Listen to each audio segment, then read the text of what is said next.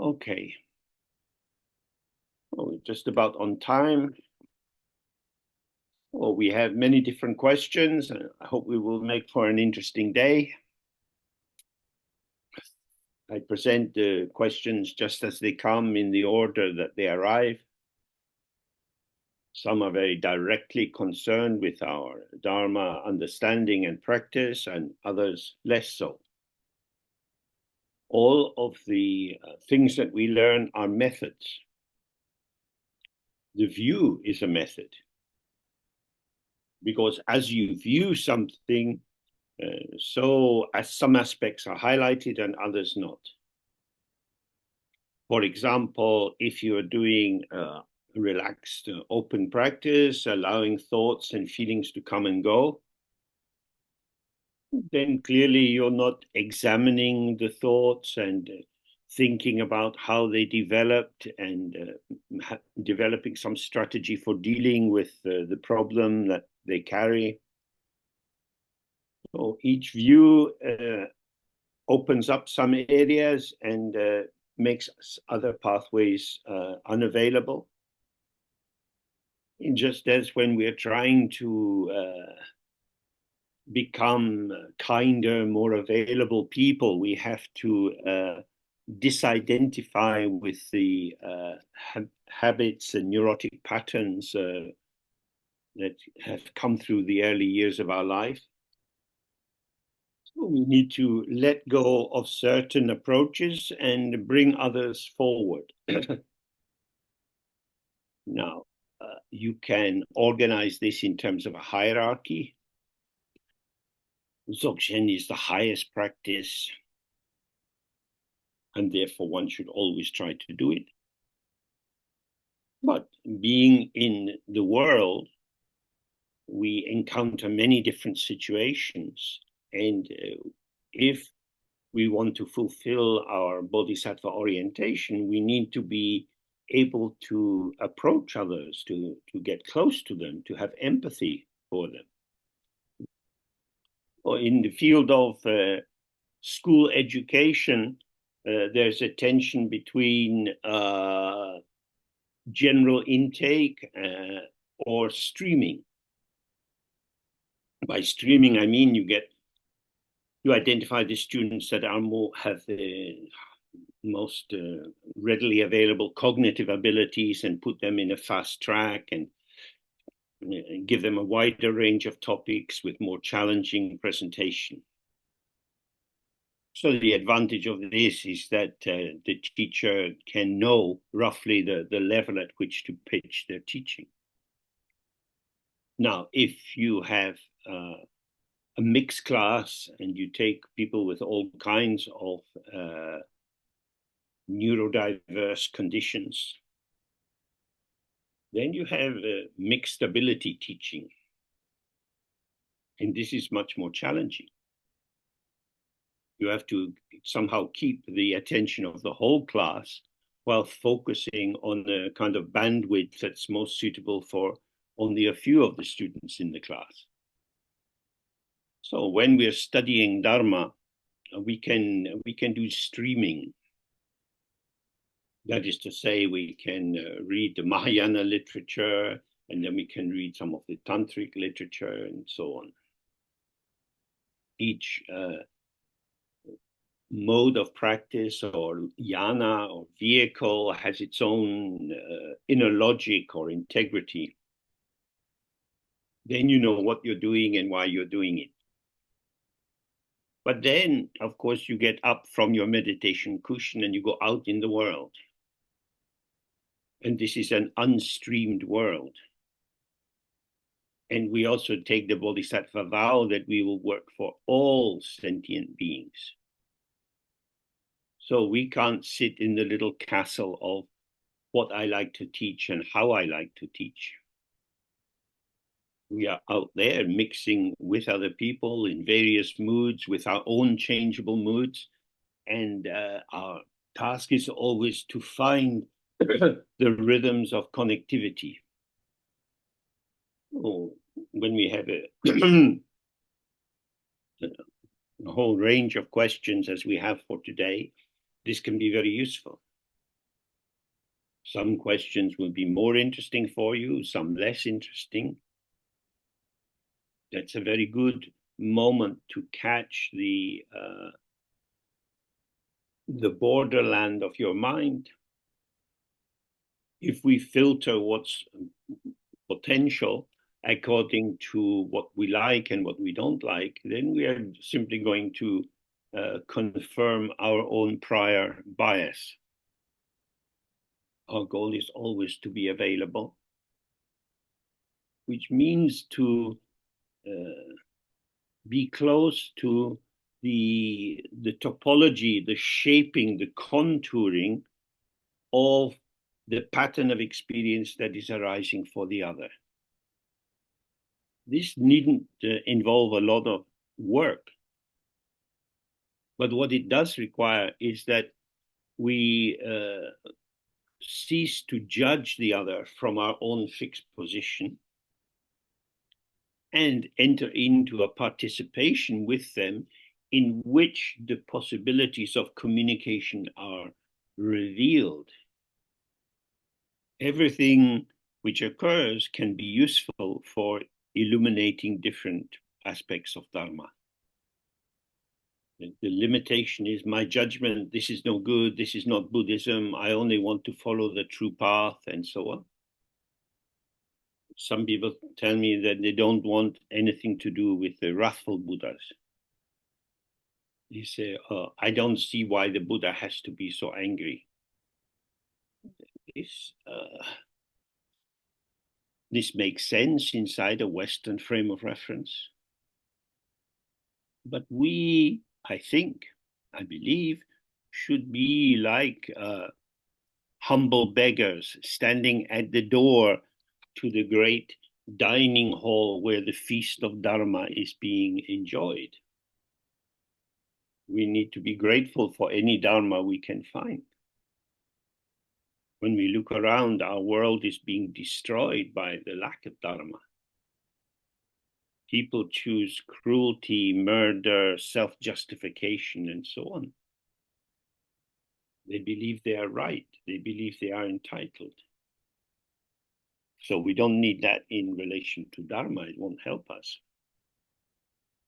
Okay, so we can go into the into the questions and try to follow what might be embedded in them and what might speak to the structure of your own life.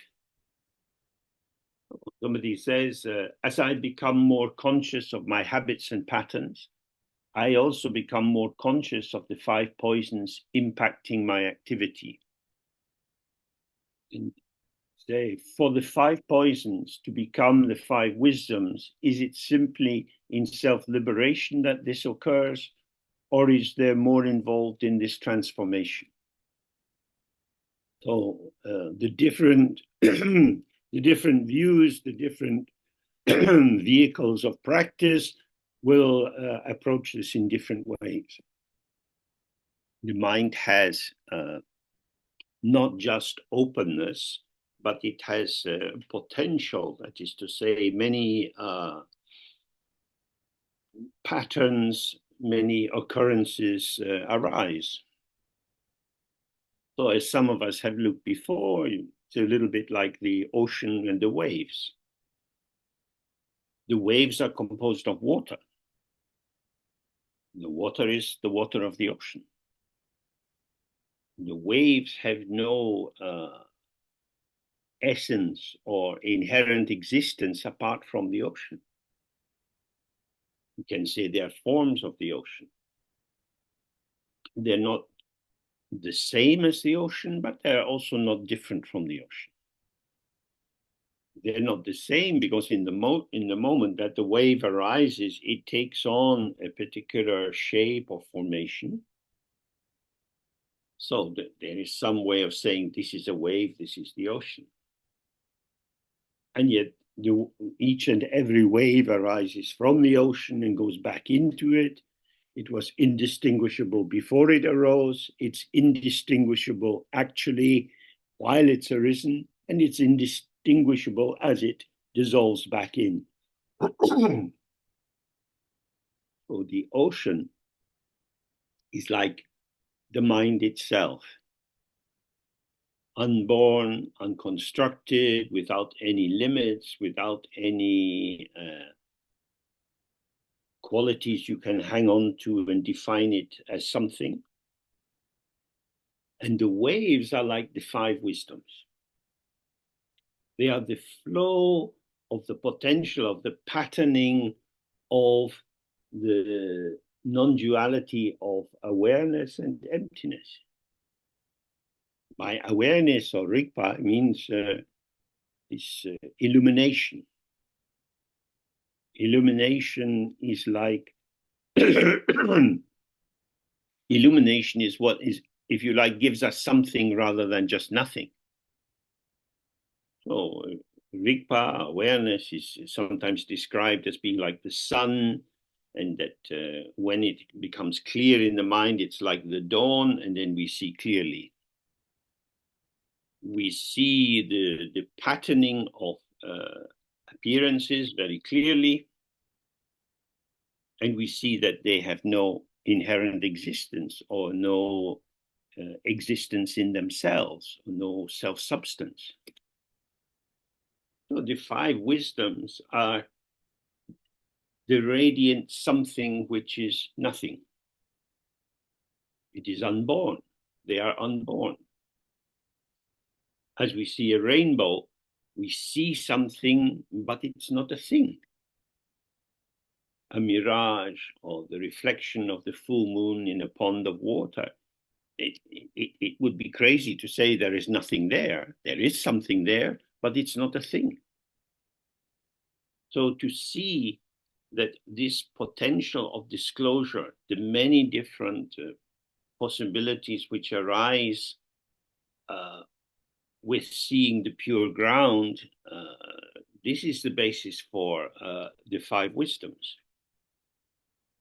So with the first of the five wisdoms, the wisdom of the Dharma Dhatu, we see that not one speck of appearance has ever had its own personal defining essence. That it would be like saying, there are no waves, there is only the ocean. The other four wisdoms are more concerned with the patterning of the waves, if you like. So you have the wisdom that sees in very precise detail how appearances are. Not what they are, because they are always empty. But there is a diversity, a great diversity of patterning. This is if you like, the true form of desire. Or if you're starting from a dualistic position, it is the purification of desire.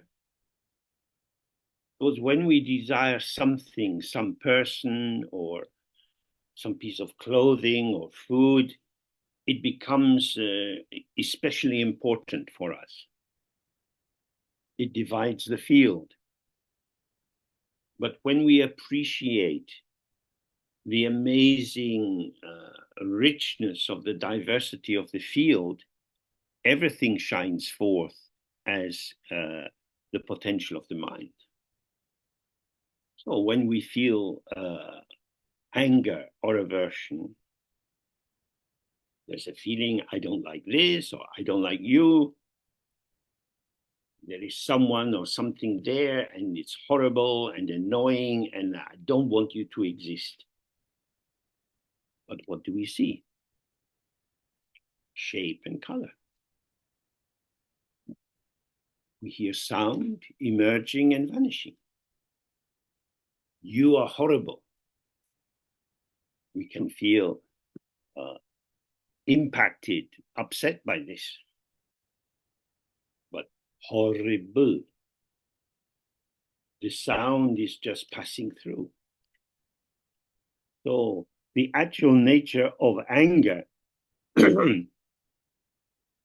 is the arising of the meeting of the illusory form on the object side and the illusory emotion on the subject side. So The purification of anger is the mirror-like wisdom. So we're looking, it's as if we're looking in a mirror and we see that there is the appearance of the other person, but like a mirage without any self-substance. Because actually the patterning of each person is shifting all the time. So if I say, I don't like you, the intensity of the you is aroused by me speaking to some defining essence that I see as being active within you. I know you. I've got your number. You are horrible. Now, the mirror in the mirror-like wisdom is not just facing out to the object side. It's also turned on the subject side. I don't like you, but we used to be good friends. So I had a feeling that I liked you. That feeling is gone. Now I have a feeling I don't like you. I hate you. What is the status of this feeling? Oh, it's arising due to causes and conditions. There is no true essence of me that will always hate you. So the mirror-like wisdom shows subject is illusory, object is illusory, and the interplay of these two create all kinds of patterns which are simply the energy of the ground. Similarly, with pride, we separate ourselves. I'm not the same as you. In fact, I'm better than you. And in this specialness, I need to keep myself apart. I don't want your limitations to contaminate me. But what is this specialness or difference for me? It is my own thought. If I release myself from self-preoccupation and I start to pay more attention to how you are, then I see all my experience arises and passes, arises and passes. There is no basis for fixating on one aspect of the field as enduring and reliable and apart from the rest of the field. We see this with racism and colonialism, where people say our people are superior, your people are inferior. But these are thoughts. These are judgments whose only truth is the truth embedded in the power to insist that they are the case, as in systems of apartheid. Well, that is liberated as the wisdom or the truth, the original knowing of evenness. Despite diversity, everything is equal or even within emptiness. Then the fifth area is jealousy. Jealousy is a mixture of desire and anger. I want you, but I'm anxious and angry that someone else might take you away or you might leave me. It's so upsetting that I can't be sure that you will always be here loving me. This is so sad. All the Buddhist teachings point to the fact of impermanence. Do you love me? Will you always love me? The answer is no. Next life, I might be born as a frog. Then I'll go looking for a frog. The human beings are not much used to a frog. Impermanence means that the constructs of our life, my house, my job, my occupation, my intelligence, my health, my children, all of these are nothing more than sandcastles. Now that with this war in the Middle East, in the last few days, 1 million people in Lebanon have had to flee their homes. If we look at where we live, we think, oh, this is my home. I know where everything is. I know what's in the kitchen. I know where my books are. I know where my clean shirt is. But when war comes, all of this can be lost very quickly. It's not stable. It's held in place by the continuing operation of many forces which can rapidly disconnect. So the truth that you can awaken to if you look into jealousy is the wisdom which can achieve everything. What this means is I can respond to any situation. If I'm looking over my shoulder to the past, to what I've lost, then I'm not here with you. So in order to accomplish all that can be done, I have to be able to be with the evolving field of potential as it changes and change with it, releasing the most creative outcomes of that interaction. So it's not just seeing the self-liberation of these poisons, but to be relaxed and open in the non-duality of awareness and emptiness, which is the basis for the self-liberation of the 5 poisons. So actually, there are no 5 poisons to be purified. 5 poisons arise from misunderstanding, misperception. And the conflict arises from conception. But if we see the ground of what occurs, then we can collaborate. The 5 poisons arise from a limited perception. For example, many European countries have fought with each other. The Spanish controlled Holland, and the Dutch had to fight to drive them out. We don't want to be under the power of Spain because we are Dutch. But what is Dutch? It means we have flat land with a lot of rain, so we have cows. We are wet, cold cheesemakers. These are our lived phenomena. We just step outside our house and already we're getting wet. But in what way am I Dutch? I have a passport. I speak the language. These are conventional identifications. They are not first principles. So this is how the 5 poisons operate. They are not attending to the immediate actuality of phenomena, but are more concerned with what they can imagine on the basis of what they think they see. So I grew up in the 1950s. And if Robert had been alive then and I met him, I might say, I don't like you. And he says, why? Well, it's because you're German.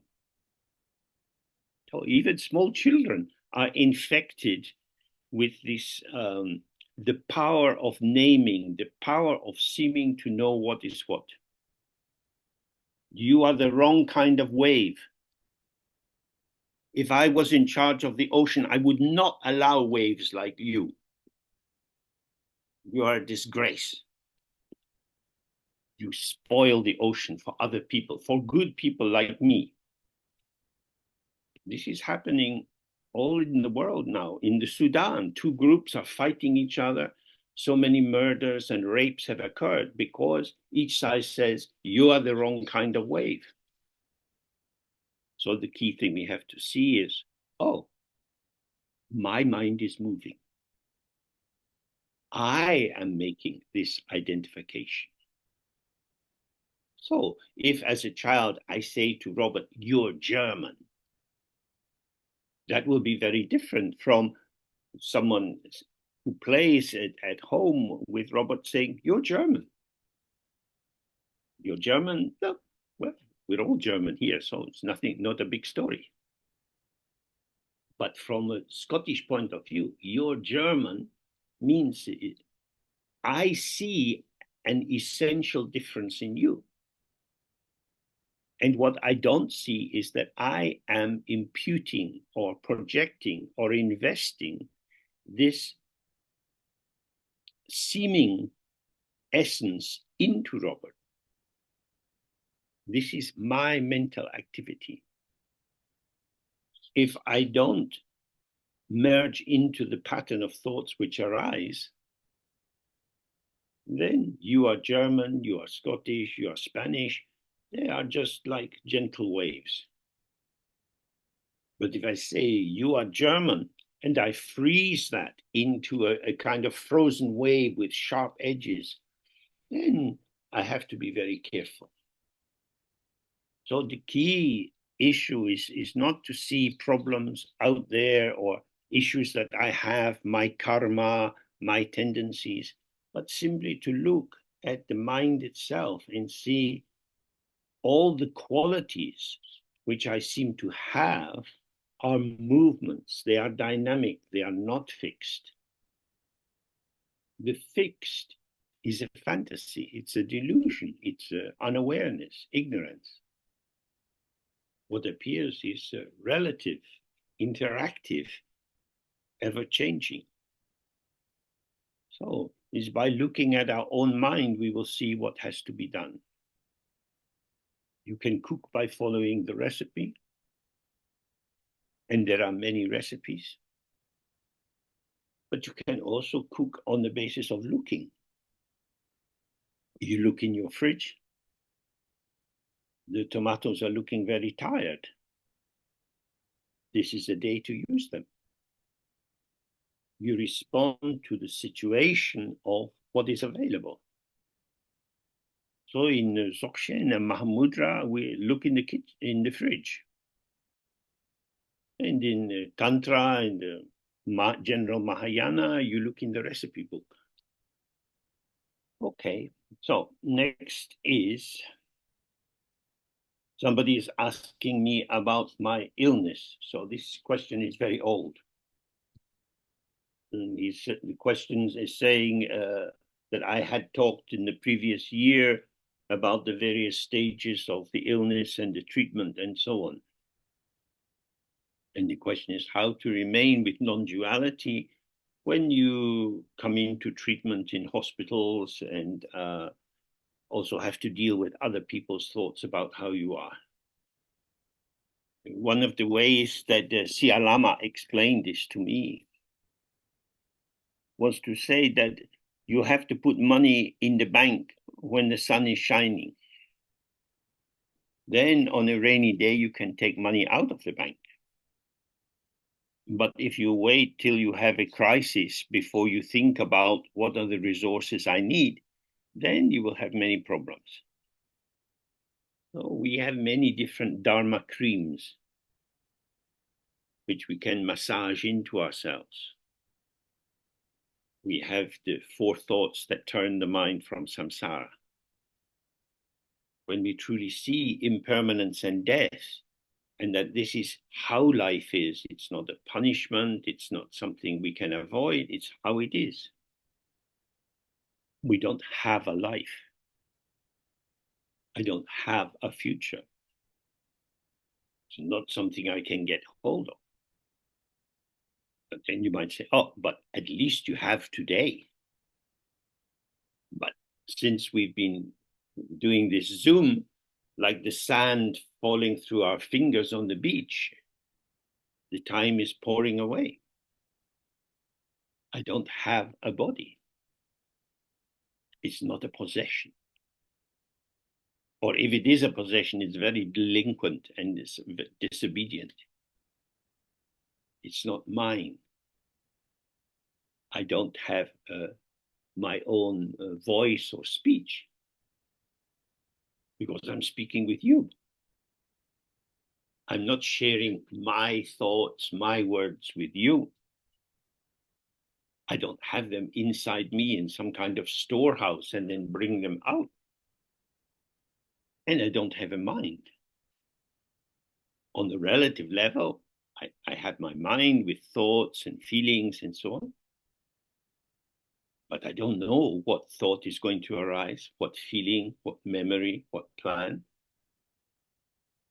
They arise and vanish. They're not something I have. They are momentary revelations which I can move with or not. As some of us know from inquiring with the 5 questions, the mind itself is not something we can have. So neither the mind as ground or base or source can be taken to be me, mine, nor can my thoughts or feelings. So body, speech, and mind are not things I have. So with this general Buddhist understanding, sickness is just another patterning of what arises. My health is not mine.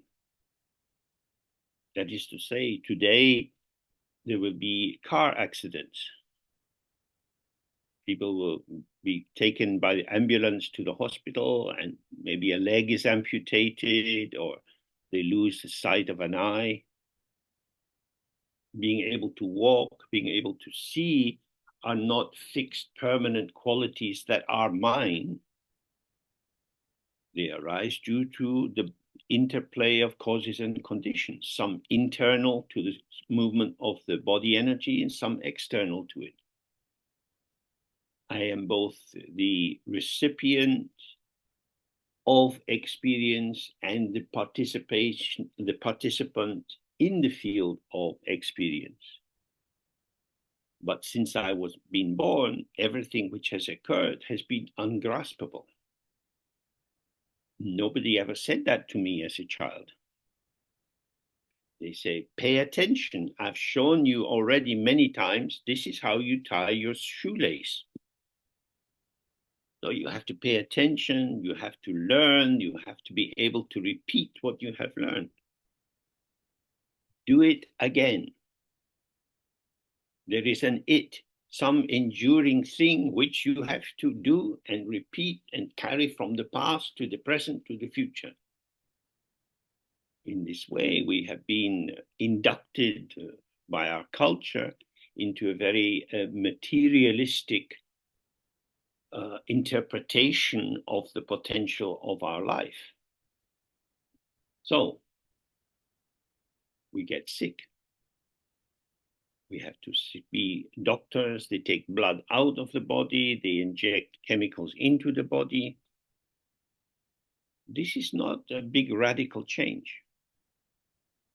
Because in my life prior to having the diagnosis, my life depended on paying my taxes, paying my rent, getting to the shops, making sure that I pay the gas bill. That is to say, my life depended on other people. It depends on having drinkable water coming through the tap. If the engineers don't ensure the quality of the water, then we get sick. I, for every aspect of my life, depend on other people. So getting cancer and having to go to the hospital and get many treatments is just another form of the same interdependent way of manifesting. So when you get treated in the hospital and the staff are very good and you start to feel a bit better, and we feel some gratitude. We say thank you to the nurses, to the radiographers, to the high-level doctors who've managed to work out what was wrong.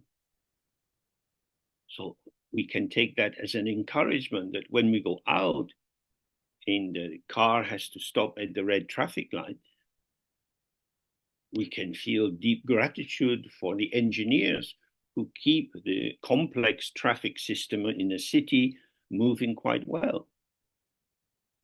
We feel gratitude to the other drivers for not being drunk and not being distracted so that our journey is safe. We feel gratitude for the people who work in the supermarket, who put the food on the shelves. Probably not the most fascinating way to spend one's years, the years of one's life. But because they do that well, my life is easier. So the main thing I think one can take from being sick is more gratitude. This profound sense of, I do not exist apart. I am not an island. I don't have an autonomous existence. I am a participant. I'm already part of what I am participating in. And therefore being present, being mindful, being careful, being attuned, being kind, all these good qualities flow out of the fact that this is my mandala, this is my sphere of activity. So then we start to see, as in the tantric text, all that appears is the body of Padmasambhava. There is appearance, but there is no individual essence defining it. Due to causes and conditions, these famous 8 forms of Padmasambhava arise. And although we believe that Padmasambhava has great compassion and really wants to help us, we have to ask. Even the baby has to cry when it wants its nappies to be changed. So we pray to Padmasambhava, Urgin Yugin Nupjam Sam. You are over there, please come here. This is to say, subject and object has to be aligned. You cannot awaken without the whole world awakening. The emptiness of the self is not different than the emptiness of the trees, of the cars, of the mountains. So the great thing about being sick is that it very powerfully confronts the delusion of separation. Okay, so the next one is, the teaching says that in order to find our true self, which is emptiness, we need to relax and open. In everyday situations, in everyday decisions, is it also best to just relax and open and see what emerges instead of analyzing the situation and thinking about what to do? So this question highlights the danger of either or thinking. Either I should be relaxed and intuitive and spontaneous, or I should follow the right way, the best way, by thinking and planning and making good choices. All of us have to participate in formulated activities. A formulation means something which has been given a form, it has been structured according to certain principles. And with these kind of structures, it's better to conform, to bring your form into alignment with this established, seemingly objective form, than to fight for your right to independence. If you're applying for a new passport, or you need to do something in the bank, you maybe have to fill in a form and sign it in the right place and put the right date on.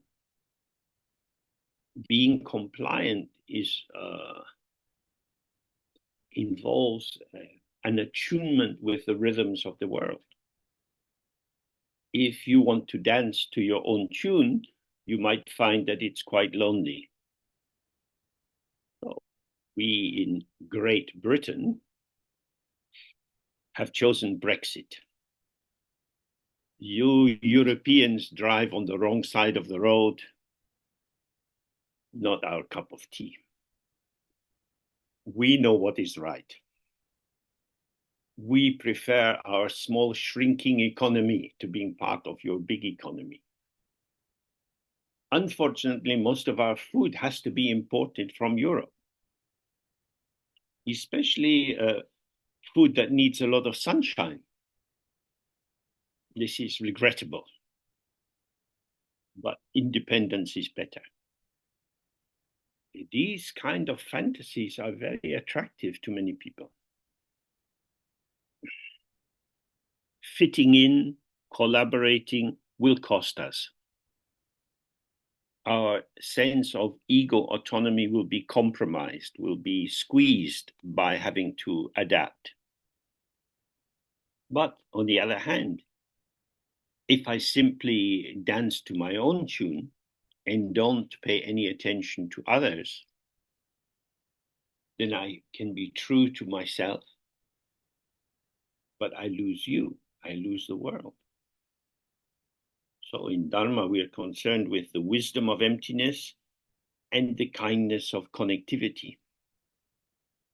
By participating in the world according to its rules and regulations, if we see that these patterns are all conventional, then we adapt as if it was in theater. We're taking on a different role, we wear a different costume.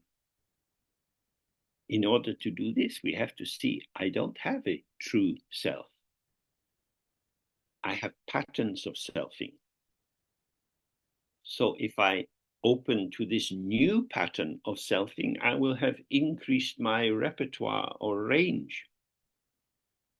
And this is not a loss, because the softer, the more pliable and flexible the range of my senses of self, the more I can connect, the more I have belonging. So the problem with analyzing is that we are analyzing dead bodies. An autopsy can show many interesting things about how the person lived. And some of this information might have been very useful to the person when they were alive. But unfortunately, when you die, you break the feedback loop between what can be discovered about your body. When we think about something, we are thinking about something which has happened or which might happen. You can investigate for yourself. Can you actually review and analyze the emergent moment? What's this emergent moment is going and going and going and going. You have the immediacy of what is shown, what is revealed through the body as sensation or what's through the senses, but it's always vanishing. When we pin something down, when we describe it accurately, it's already past. It is to say, it is abstract. It's something taken out of the living, evolving phenomenological field. So some degree of analysis is important, particularly for confronting the false assumptions that you might be carrying. So, for example, you might believe, I exist, I am me, and you might think that that is an accurate perception. So if you stay with how that is arising, you might come to see, oh, it's a proposition. It's something which I project onto the situation. Perhaps it's not inherent in how it is. So through analysis of these patterns of construction of the certainties we have about who we are in the world around us, we can open up a little bit more space. We can move from a rigid structure to one that has more hinges on it, where you can move things around a little bit. So that's the advantage of a degree of analysis. It allows us to see the falsity of the seeming enduring stability of the beliefs we like to rely on. So in terms of relaxing and responding, you can relax deeper into your egoic sense of self and then respond from what seems authentic for you. But as long as you are the doer, the maker, the thinker, the explainer, then you're still within the frame of duality. So when we're talking about relaxing, being at ease, this is the ease of the unborn Dharma Dhatu. Like sometimes the sea is very calm. Sometimes a storm comes up, the wind is blowing and it whips up the waves. The ocean isn't complaining. It allows this due to causes and conditions. Waves arise, and then after some time, they don't arise. So the ocean has no central point of control. The situationality of the weather and the presence of the ocean are not two things. So in the same way, if I have a point of reference inside myself, what I like, what I don't like, and so on, this command post can only operate by a sense of separateness. I like this, I don't like that. So then we adopt certain aspects of the emergent field and we reject others. This is what happens when we are under the power of the delusion of a truly existing ego self. But true spontaneous responsivity can only emerge when the delusion of the ego as the boss is allowed to dissolve, as it will. The ego is the fruit or the ripening of repetition compulsion. We repeat again and again, I like this, I don't like that. We give our opinions all the time. But when the texts say relax and release and open, it means allow the formulation of I, me, myself to dissolve and dissolve and dissolve. And we see it has no inherent existence. So it's okay. Okay, we're now at the end. So just as the last one, the main thing is to really explore relaxation. And we're back in 30 minutes. We have 30-minute break. Good luck with your bladder.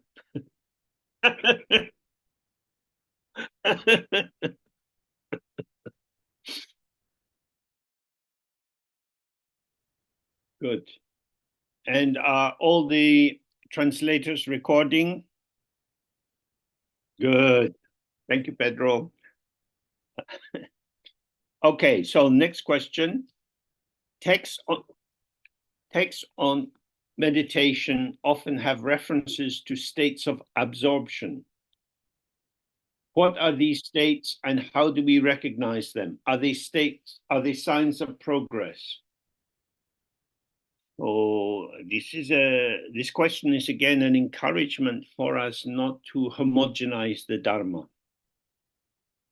There are many different Dharma paths. All are valid, all lead to awakening, but some take longer than others because some are a kind of antidote to a particular reading of the situation. So when generally in the Theravadan system, our understanding is that samsara is like a swamp. There are many provocations and many invitations which get us involved in the turmoil of daily life. So the basic assumption is samsara is a dangerous place. Therefore, you should avoid involvement. And so the organizing principle is renunciation. Many of the factors which are pleasing to our ego bind us further and further into reactive involvement. So the ideal way of practice in that system is to become a monk or a nun. Then you renounce sexual activity, you renounce eating whenever you want to, you wear simple robes. It's an orientation of withdrawal.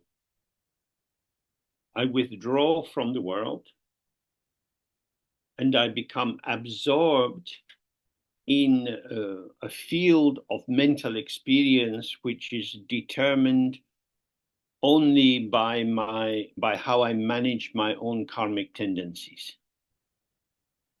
Oh, this is where these jhanas, as they're called, or states of absorption, are outlined in the Theravadan or renunciate approach to practice.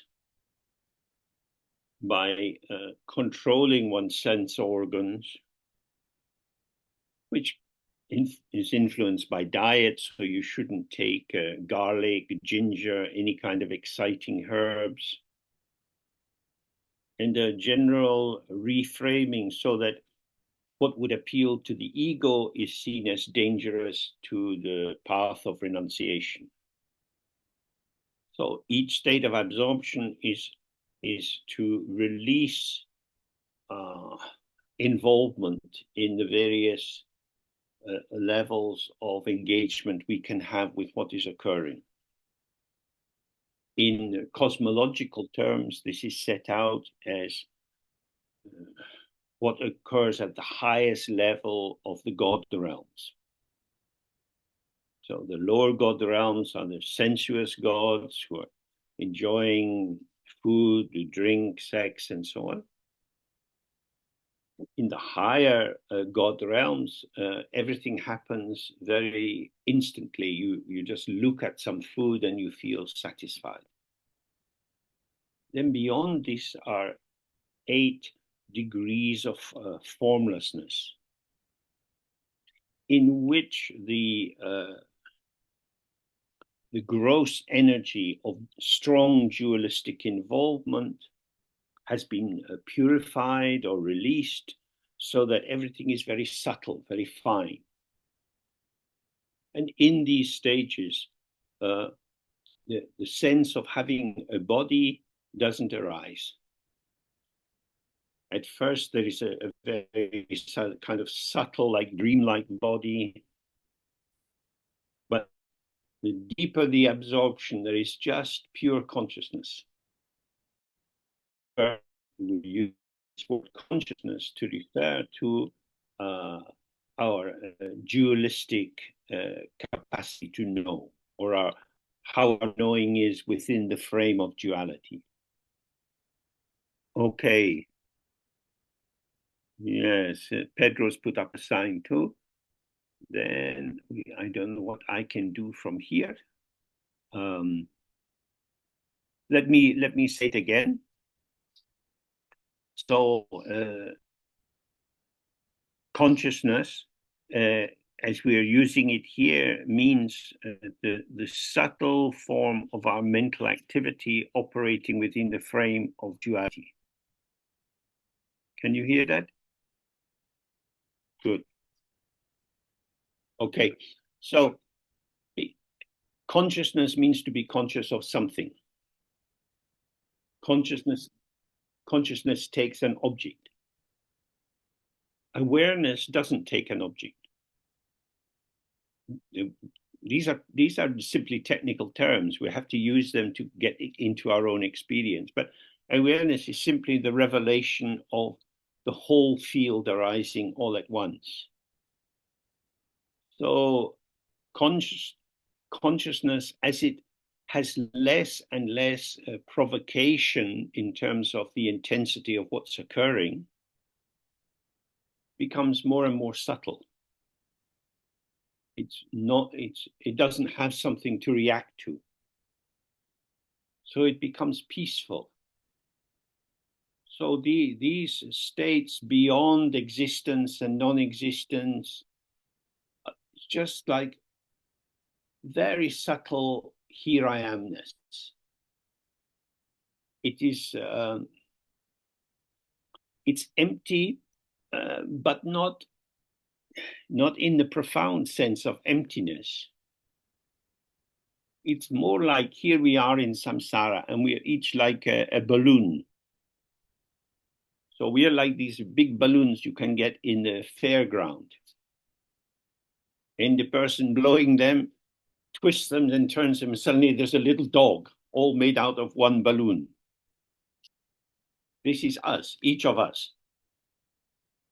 But when you do this renunciation, you gradually let the air out of the balloon. Then it's just flat, just a piece of collapsed rubber. But its potential to be inflated is still there.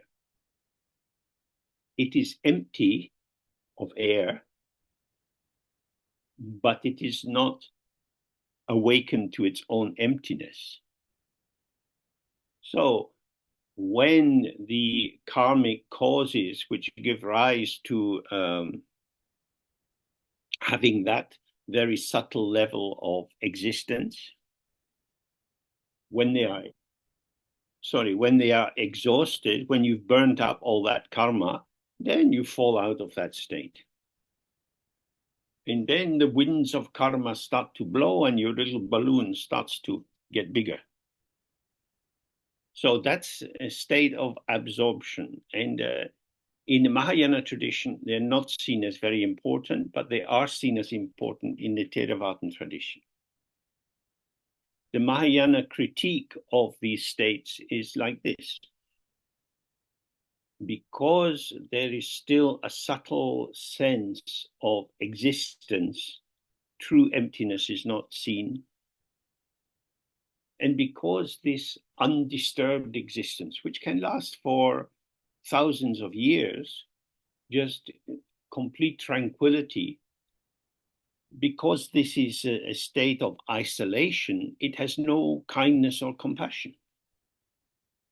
If we are going to be involved in kindness, we have to let other people disturb us. We have to ask. Children are always pestering their parents, especially the mother. Mom, can we do this? Can I eat that? Help me. So if mom was in one of these absorbed states, she wouldn't function as a mother. We need to respond to other people. That involvement brings disturbance. So we're at a crossroads. There are two paths.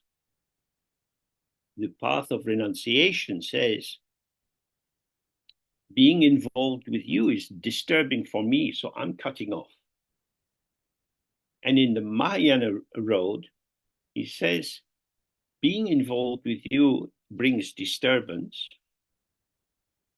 But the reason I personally feel disturbed by this turbulence or this dynamic quality of interaction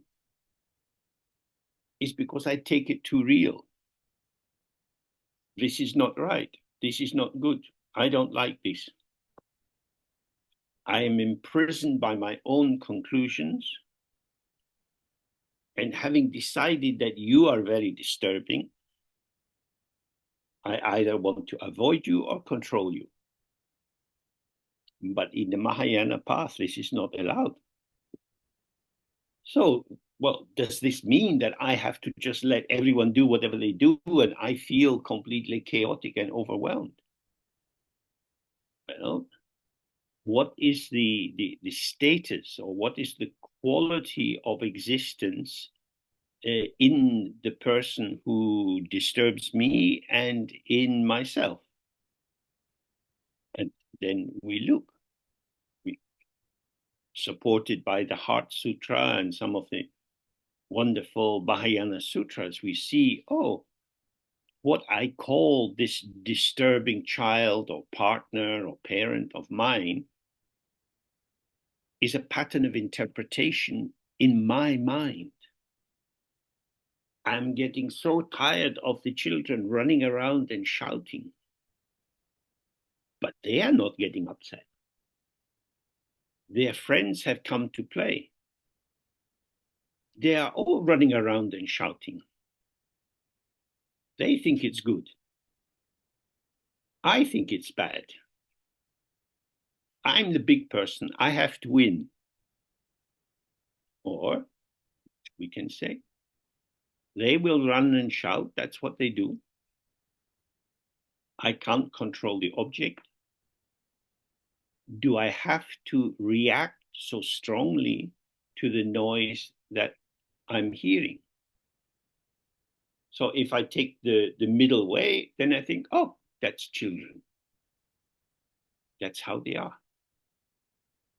I have mental space that allows this noisy commotion to arise and go down and get stronger and get weaker in the pulsations of the game. I don't need to control life so tightly.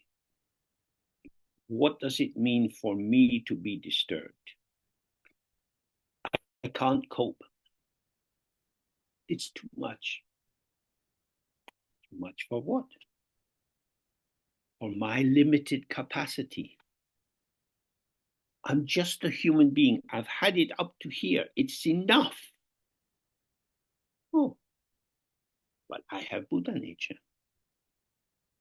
I abandon my own Buddha nature. I strongly identify with my own limited existence. I drink a big glass of the 5 poisons. And I shout at the children, if you don't stop, there is going to be trouble. I can't cope. Which is fair enough. But if we are practicing Dharma, we have to think, what does it mean? I can't cope. I can't bear it. It's too much. Is this true? This is a conclusion. I'm tired. I've got so much work to do, ironing and washing and so on. I've had enough. What is my capacity? Oh, I have my cup. My cup has a capacity. I'm sitting in a room. Maybe 20 people could fit in this room, but not 100. I'm in London. There are many streets, parks, and so on. There are millions of people here. London is in space. The room is an expression of space. My mind is an expression of space. So am I a cup or am I space? When I relax into the open spaciousness of unborn awareness, there's always space for one more. But if I am strongly identifying with my emotions, with my body, energy, and so on, then I say, I am a limited person. Enough. This is why when we do the Guru Yoga of the White R, we go directly into the unborn open spaciousness of the mind. So states of absorption are not helpful for Mahayana practitioners. Because when we take the bodhisattva vow, we say, in this and all my future lives, I will do whatever is required. Of course, then some cry comes from deep inside us. What about me? I need. So we don't want to block this, but we have to think, who is saying this? Is this my true ego self, the actual essence of who I am? Or is it a kind of pattern of vibration? Is it the formulation of I, me, myself, as if this was referring to a true existence? So the Mahayana response to the difficulties of the bodhisattva vow is simply more emptiness, more kindness. Your troubles and difficulties come from merging into a restricted view of who you are. How can I possibly vow to save all beings? I can't even save myself. I get in difficulties in my relationships and so on. Again, you come to a conclusion. This is what I'm doing. This is how I'm doing it. It's not very good. I have difficulties in relationship. This is a patterning of becoming. How my energy emerges into the field of participation with others is constrained by pattern formations in myself, habitual patterns. Feels like me. This is me. This is how I am. Then you need to remember the Heart Sutra, which is very kind. I am limited and inseparable from emptiness. My existence is empty. My limitations are empty. The fact that this patterning of how I manifest is empty of inherent existence doesn't mean that it's not happening. But in its happening, it is dynamic and without a fixed identity. So we have to explore directly in our own embodied being what it's like to get lost, to get confused. Because if we say, I will become a guide for all beings, and in the course of becoming this guide, we have never been lost, we have never been tired, we have never felt hopeless, then how will we help other people when they say, oh, I've had enough, I don't want to do Dharma anymore, I'd rather just listen to music? We just, oh yeah, these things happen, I know this. I am a guide because I know a lot about being lost. So in that way, it is through our participation in the complexity of duality as we do our best to maintain non-duality. So this is very, very different from absorption. And for that reason, absorption is not so important for Mahayana practice. So now we have a longer question coming. It says, as a non-monastic practitioner and a working adult, it's often necessary to use emotion, strategy, and seemingly unkind actions to solve problems. To help one group of people not get into trouble, we will often have to put the other group of people causing harm in a precarious position. So then it says, anger and aggression are sometimes necessary, especially in corporate fights. But if people know we are Buddhist practitioners, then they might say, oh, aren't you supposed to be compassionate? You're not supposed to get angry and be aggressive. Aren't you supposed to be gentle and kind? Well, this again is a question of the nature of emptiness. Emptiness means empty of enduring truth, enduring existence. All patterns, all forms, all beings, all mountains, trees, and so on arise due to causes and conditions. They have no inherent existence. They have a seemingly presentational existence. And this existence is dependent on other factors. On the basis of food and sleep and safety, we thrive as human beings. So my cancer was last year. Now I gradually start to feel a bit better, although I still get tired easily.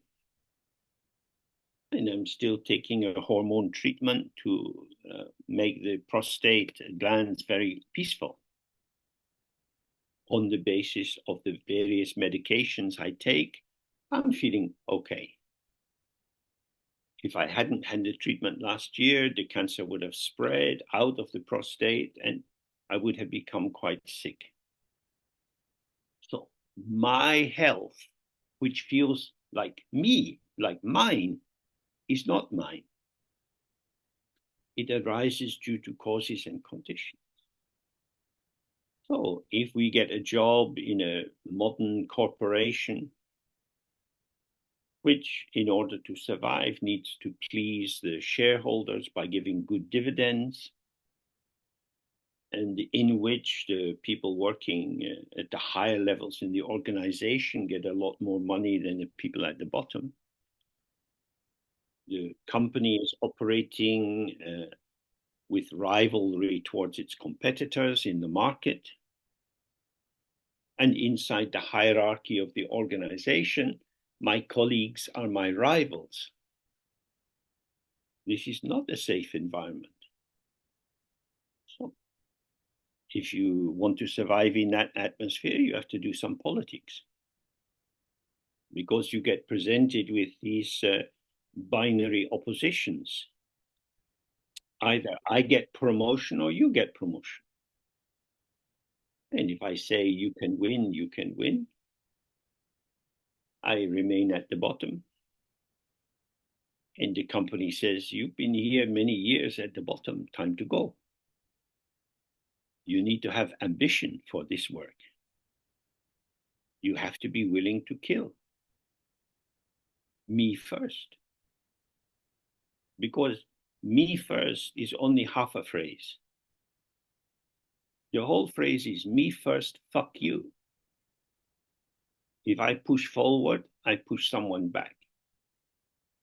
So if you understand that the whole of samsara is theater, and you're happy when you win, and you're happy when you lose, then you can play these games of power. But if you're happy when you win and sad when you lose, then you're acting from an egocentric position where you only accumulate bad karma. So you can maintain an orientation of may all beings be happy, wishing to work for the benefit of others. You can even do this exchange practice of Tonglen and take the sorrow of others into yourself and act to share your happiness with others. But you can't dissolve the framework of competition. Winning and losing arises from unawareness of the ever open ground. The force of dualistic thinking confirms again and again the winner takes all. If I have won, why should I share? Because I won. So this we see in the battles in the Middle East. One group won 80 years ago, and because they won, they want to win all the time. Why should we share when we have won? And the more we, the winners, control those who didn't win and feel contemptuous of them, that they are losers, and we see that they're full of anger and sadness, then we don't want to be like them, and we don't want to share with them. So this is suffering in samsara. This is the structural fault of samsara. It's not that some groups are always very, very bad. But in situations, we make choices and we can behave badly if we always put ourselves before the other. So there are two aspects here. The first and the most important is we need to be attentive to the suffering of others. And secondly, we need to come to see the emptiness of all the factors in the situation, including ourselves. To be for the other, for the benefit of the other, means that you have to keep dissolving your own position. So as we see in Buddhist iconography, we have Buddhas like Amitabha. He is an infinite light, limitless light. And he sits in this radiant openness, and his legs are locked in the lotus position. He's manifesting the inclusivity of the Dharmakaya. Love radiates from him to everyone. Manifesting from him is Avalokiteshvara or Chenrezig. And he has many hands because he's called upon to act for the benefit of others. And from a tear in his eye, when he's very touched with compassion, comes Tara. And Tara is sitting with one leg crossed on this opposite thigh, but the other leg is out, ready to move. She is ready to be disturbed, taken off her throne. So this is very helpful for us in our practice. Our ego self is always wanting to secure the territory, to make a safe zone. But in samsara, nowhere is safe. So I have to be relaxed within provocation and then act for the benefit of others. This requires being open to emptiness and being open to the other. So this same applies. If you work in a very competitive field, then you need to think, am I being distorted in my orientation by the deluded beliefs that might is right and winning is everything? And this is particularly important for men. All over the world, we see dictators, patriarchal bosses, top-down organizations run by men. I want, I need. In Britain, they just had a new report coming out from the Navy, because for the last many years, women have been, Navy personnel have been employed also in submarines. And they found that these nuclear submarines are out on long journeys. It's a very closed environment. And there was a lot of sexual provocation from male staff to female staff. The submarine can only function if everybody is part of the team. The people with the different tasks all have their own training. They're trained according to the task, not according to gender. Yet the men keep trying to exploit the women, making them feel uncomfortable. Then we have to think, well, you're stuck in this tin box for a long time under the water. Why would you make your colleagues anxious about you? Oh, we're just joking. There's nothing serious.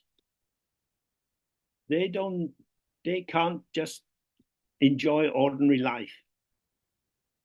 These examples, of which we can see everywhere, are very important because it shows you can have a lot of external factors which support communal living, camaraderie. But if the internal self-referential nexus is not dissolved, then rivalry will arise very easily. So it's not about being heroic. I can make it work. I can do it in a different way. In my work career, I gave up several jobs because I found the organization to be quite corrupt. And sometimes we need to make these decisions. There are so many lies being presented in the American elections and so on, in our own elections and so on. You have to be very, very careful. But of course, we follow the middle way. And we were looking at the absorptions. If you're in samsara, you won't solve the problems by trying to avoid them. We have to observe how we get enmeshed and be skillful. And especially, what is our motivation when we act? In the Mahayana tradition, and all Mahamudra and Dzogchen and Tantra is inside this. In the Mahayana tradition, our orientation is always for the benefit of all. The more clarity you have, the more complexity you can manage. It means if in any situation at work or in a family, we can see the emptiness or the absence of inherent existence in all the factors that are operating, then we have freedom to move. But if we don't have this, then we should be very careful. Do not doubt the power of samsara to corrupt you. Britain is full of war memorials. People who died for the king, for the queen. Why did the war occur? Because the big, powerful people were assholes. And instead of solving the problem of always having assholes in charge, we allow them to say, this is the enemy, go and kill them. There are plenty of politicians who have criminal charges against them. This is samsara. This is a very, very scary place. Buddhism doesn't say melt some very good chocolate and then pour it over samsara, so it will smell good. It may smell good, but as soon as you put your spoon in, you're eating the dog shit that's underneath. So the Buddha's first teaching, the Four Noble Truths, begins with suffering. So it's not either or. You don't have to either go and live in a cave or stay in a big corporate organization. In terms of the Fourth Noble Truth, the way of exiting from samsara is to follow the Eightfold Path. And this includes right livelihood. Very difficult to find an occupation which doesn't bring some ethical problems with it. The main thing is not to be blind. Life is complex. Space is open, and all complexity can be held in space. The ego is finite and can not cope with much complexity. So better to work on your own mind and find a fundamental original freedom because there is no end to the troubles of samsara. So that's why the texts say, we vow to bring an end to samsara, but we need to act as if samsara will never end. That is to say, stay open. Complexity is part of how the unborn Dharmakaya shows itself. And the next question is saying, I mentioned in a previous question, vipassana without a special focus. Just attending to how am I in this very moment. And the question is, in what way does this vipassana exploration differ from Dzogchen meditation? We have to remember that all the categories of the world and all the categories of Dharma are developed with concepts. They have no truth of their own. How it is can't be said. What we say is a gesture, a movement that opens up something, that brings a certain kind of patterning. But these concepts can never be the truth itself. When you look at a tree, you have your sense of the tree. If you relax your projection of concepts onto the tree and you stop interpreting it, you see a lot more potential in the tree. And you can notice, oh, the bird that flies into the tree is in touch with a very different perception of the tree. There is presentation, but it is uncatchable. So if we're talking about vipassana in the Tibetan translation, hlakton means to see clearly or have the most honest, accurate kind of seeing. And it means seeing free of interpretation. How is it that that will come to you through your senses, how it is? When we make a conclusion, then we enter into systems of conceptual organization. Oh, or the vipassana without a particular focus. It's not concerned with body scanning as in the more general Buddhist vipassana. It's concerned with relaxing and opening and allowing whatever occurs to come and go. This is also an aspect of Dzogchen practice. How Dzogchen would take that, how it would work with this experience of the coming and going of experiences is, who is the one who is the experiencer of this coming and going? So if you like, vipassana shows the emptiness on the object side, in the inquiry into who is the thinker, who is the organizer, lets us see the emptiness on the subject side.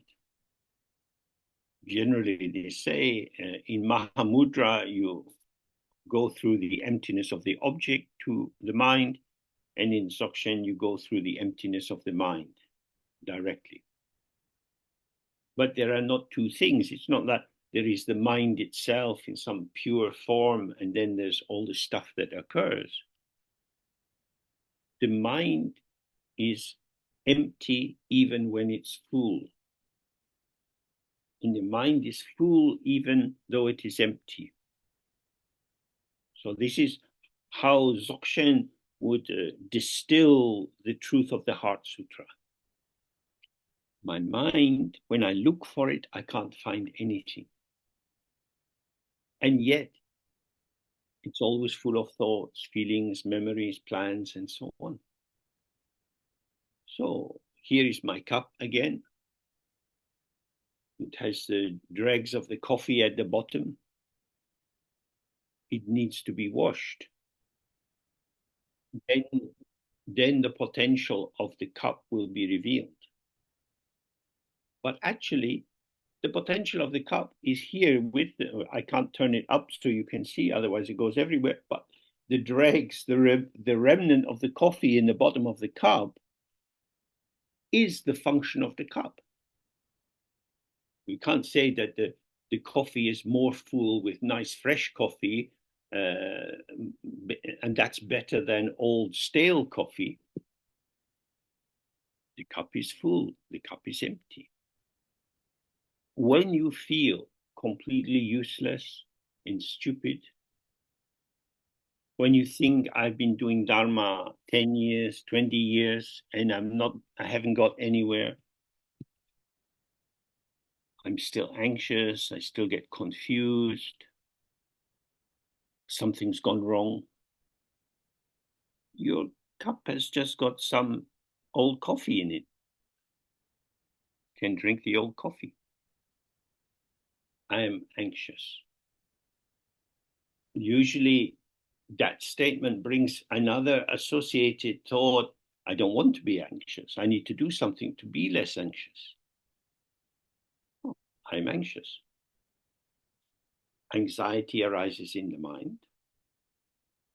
Always we have this choice.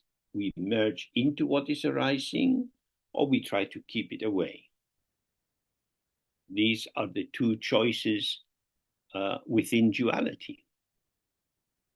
But there is a third choice, the middle way, the choice of non-duality. We don't need to merge into the thought. We don't need to get rid of thoughts. The thought is in the mind, the way a cloud is in the sky, a rainbow is in the sky, the old coffee is in the cup. So vipassana helps us to see the impermanence of whatever arises as experience. And this can then be developed to see the emptiness or the non-true existence of the experiencer. The occurrence, object side, and the occurrence, subject side arise and pass. I am anxious. Now that thought has gone. And if you attend, the anxiety also will change. The tension in the body, the tension with the breath, that will shift. But if we present it to ourselves as, but I'm still anxious after all these years, means I have decided I should not be anxious. So then we have to remember Chenrezig. Chenrezig's name means the one who keeps an eye on everything or on everyone. When he sees the mess of samsara, he cries. Well, that's a stupid kind of Buddha. He says, hey, grow up. What are you crying for? You're supposed to be enlightened. But it's exactly because he is sensitive and kind and aware of emptiness that he cries. All beings are already within the Dharmadhatu.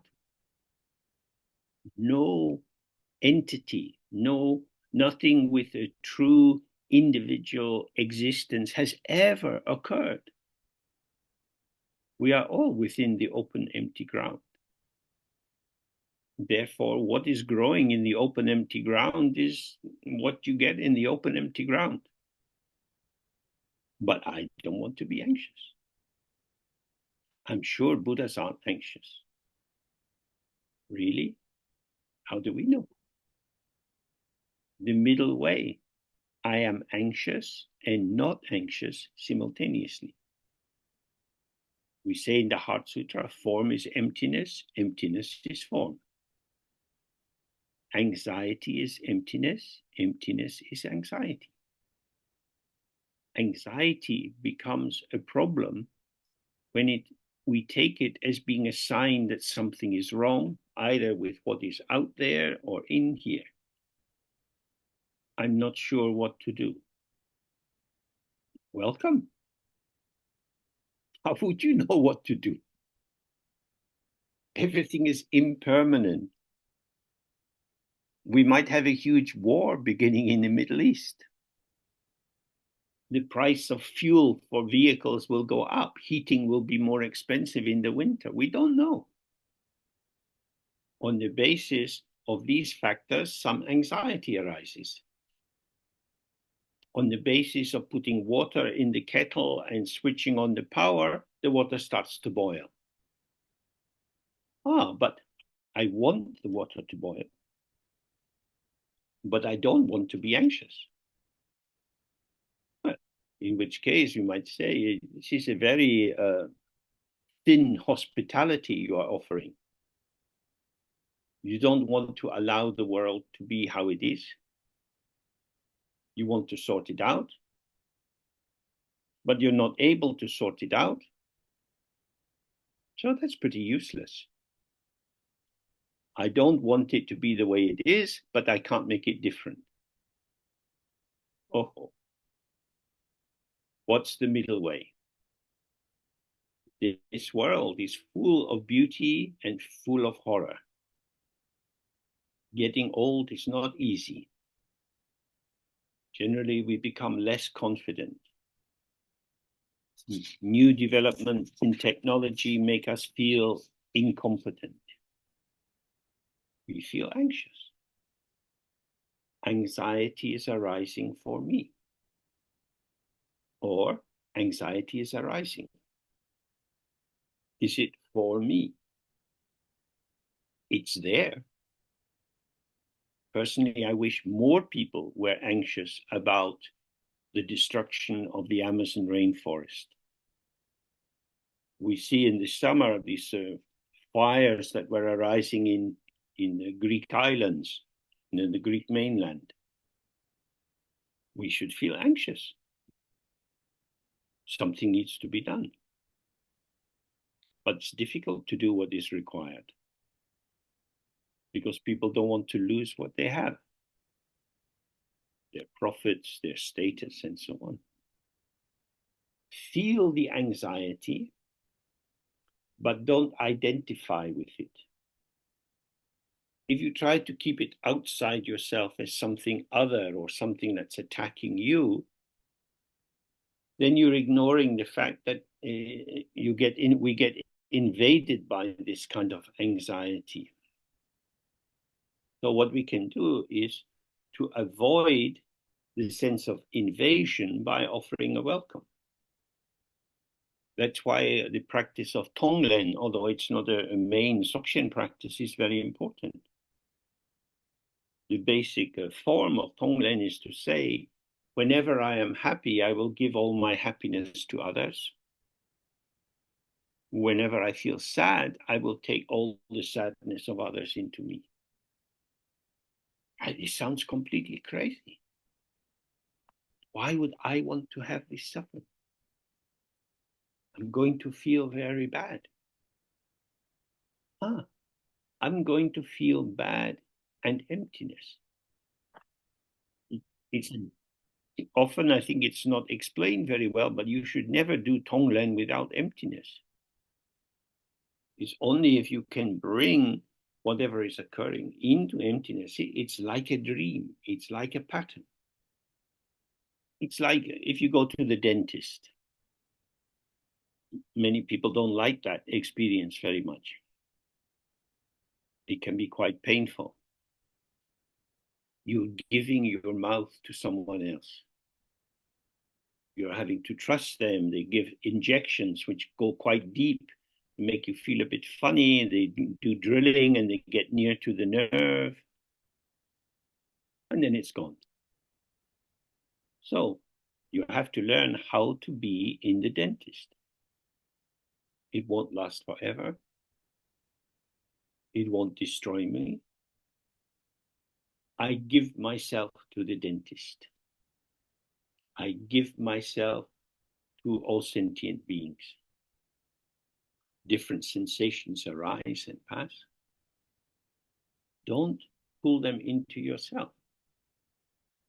In the Dzogchen teachings, it says, when you feel full of or merged with or suffused with jealousy, anger, desire, etc., don't try to manipulate your experience. Stay present with or as the one who is experiencing the jealousy, anger, hopelessness, whatever. That's the middle way. Stay with it, neither fused nor avoidant. So that is how Dzogchen takes up the understanding we get from vipassana. Okay, so if we take a break for 1 hour now for lunch and come back at 5 past. Okay, good. See you then.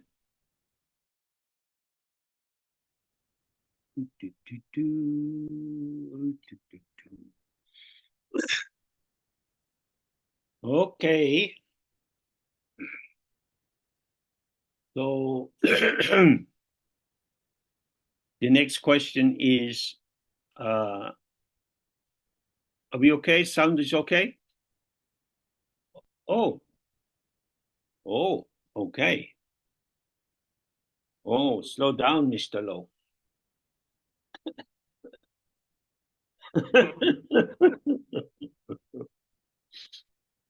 Sad, lonely man talking to himself. Well, the real thing.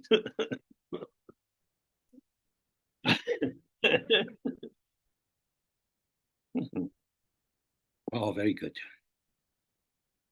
Okay. So this question begins through sadhana practice. Sadhana refers specifically to a tantric practice which has a well-defined structure in which you have to mentally and often physically do many different things. So through this sadhana practice, we can connect with Guru Rinpoche, both as the guru, the embodiment of all the teachers, and also as our yidam. I'll explain that in a minute. Is there a difference in the quality and feeling tone of this connection in either case, or more formally in the way the practice is done? Oh, yidam, or in Sanskrit, ishta devta, means the God you rely on.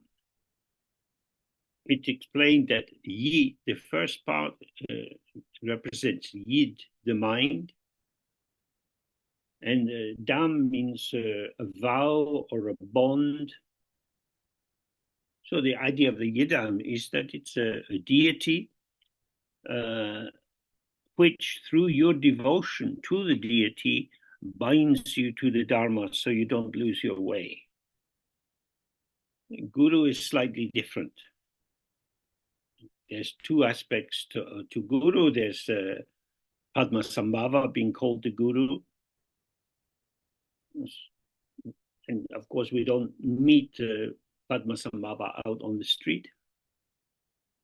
But Guru in particular means the one who helps you to see how your own mind is.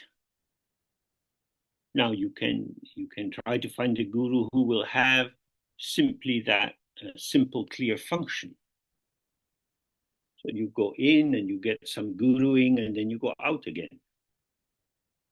But in the old tradition, students would live with the teacher. And they would see the guru in a good mood and in a bad mood, healthy and sick, a bit obsessed with something or very relaxed and open. Now, that of course can be very, very upsetting if you have an idea of how you want or need the guru to be. But what we can come to see is that the guru is not who I think she is. And if we really see this deeply, we notice then My parents were not who I thought they were. My children are not who I think they are. When I think about people, I create an image of them, which I take to be them. But this is not how they actually are. Now, this is very upsetting. That is to say, I create a stable face or image and put it onto the other. I see the other in terms of the mask I project onto them. Can I really honestly, in a relaxed, easy way, let people be the way they are? Or do I have to keep trying to control other people and make them fit into some karmic template that I am committed to upholding? And this is quite an upsetting idea. I can't stop thinking about you. I really love you. Now, does this mean that I really love my thoughts about you? Because the more I think about you, the more I'm covering you in my thoughts about you. So devotion is quite a tricky area. If I have devotion to the deity or the guru constructed in terms of my own beliefs and projections, then this will not free me from samsara. The teacher is ungraspable. Now, when we see that, as the text say, everything is Padmasambhava, or everything is the guru. So if I can see that the guru or the deity who I grasp is not the real guru or deity, then I see, oh, this whole world is my field of knowledge. So although I live in Britain, I have some ideas about Mr. Trump. I never met him, I never saw him directly, but I have some ideas about him. He does this, he does that. Oh, how boring and terrible is my mind. I am a prisoner of false knowledge. I am wrapped up in my own opinions. And the more I believe that I see the real truth, I simply see more of what I believe. This is my mental activity. I am like an old incontinent dog. I'm not just pissing on every lamppost, I'm pissing every step I take. I know what this is. I know what this is. I know what this is. This is very limiting. We know very little. Like someone out at sea, whatever we grasp at seems to sink into beneath the water. So this takes us back to the basic Buddhist practice of refuge. No Dharma text is saying, take refuge in your memories, in your thoughts, in your feelings. They take refuge in the Buddha. Well, we don't know who the Buddha is. We read things about the Buddha. But what is about someone and how they are not the same. Some years ago, I went to the Black Forest for the first time. And I was surprised that it wasn't very black. So I imagined it would be very, very dark and gloomy. So we are easily deceived because the creativity of our mind, when it is under the power of duality, it can grasp at any formulation and then elaborate it with more thoughts and bringing in feelings and associations. So in very simple terms, Unborn awareness is concerned with seeing, being present with, being here at the site of disclosure, how the occurrence is arising. In contrast to this, dualistic consciousness is concerned with knowing about. As I said earlier, consciousness always takes an object. We think about something, we elaborate our idea about that something. But awareness is not aware of something. Somethingness is a reification, an isolation, a solidification. So if we're relaxed and aware, many, many different experiences are coming and going. They are just this. Oh, but what was that? I didn't get it. I need to write it down and think about it. If you sit and think about something, you will get lots of thoughts. But the so-called thing that you are thinking about is long gone. Awareness is free of grasping. And it is free of the delusion that there is anything graspable. This is our birthright. This is our basic potential. But when we don't open to the basic unborn quality of our own mind itself, the union of awareness and emptiness, then we maintain the delusion that I exist as someone who knows about some things. And the world is full of things. So there's always more to think about. And so samsara goes on and on and on. So when you have a deity like Padmasambhava or Dorje Trollo or Tara, these are not something you need to know about. You need to engage in the practice. Even if you just hear Padmasambhava, that's enough.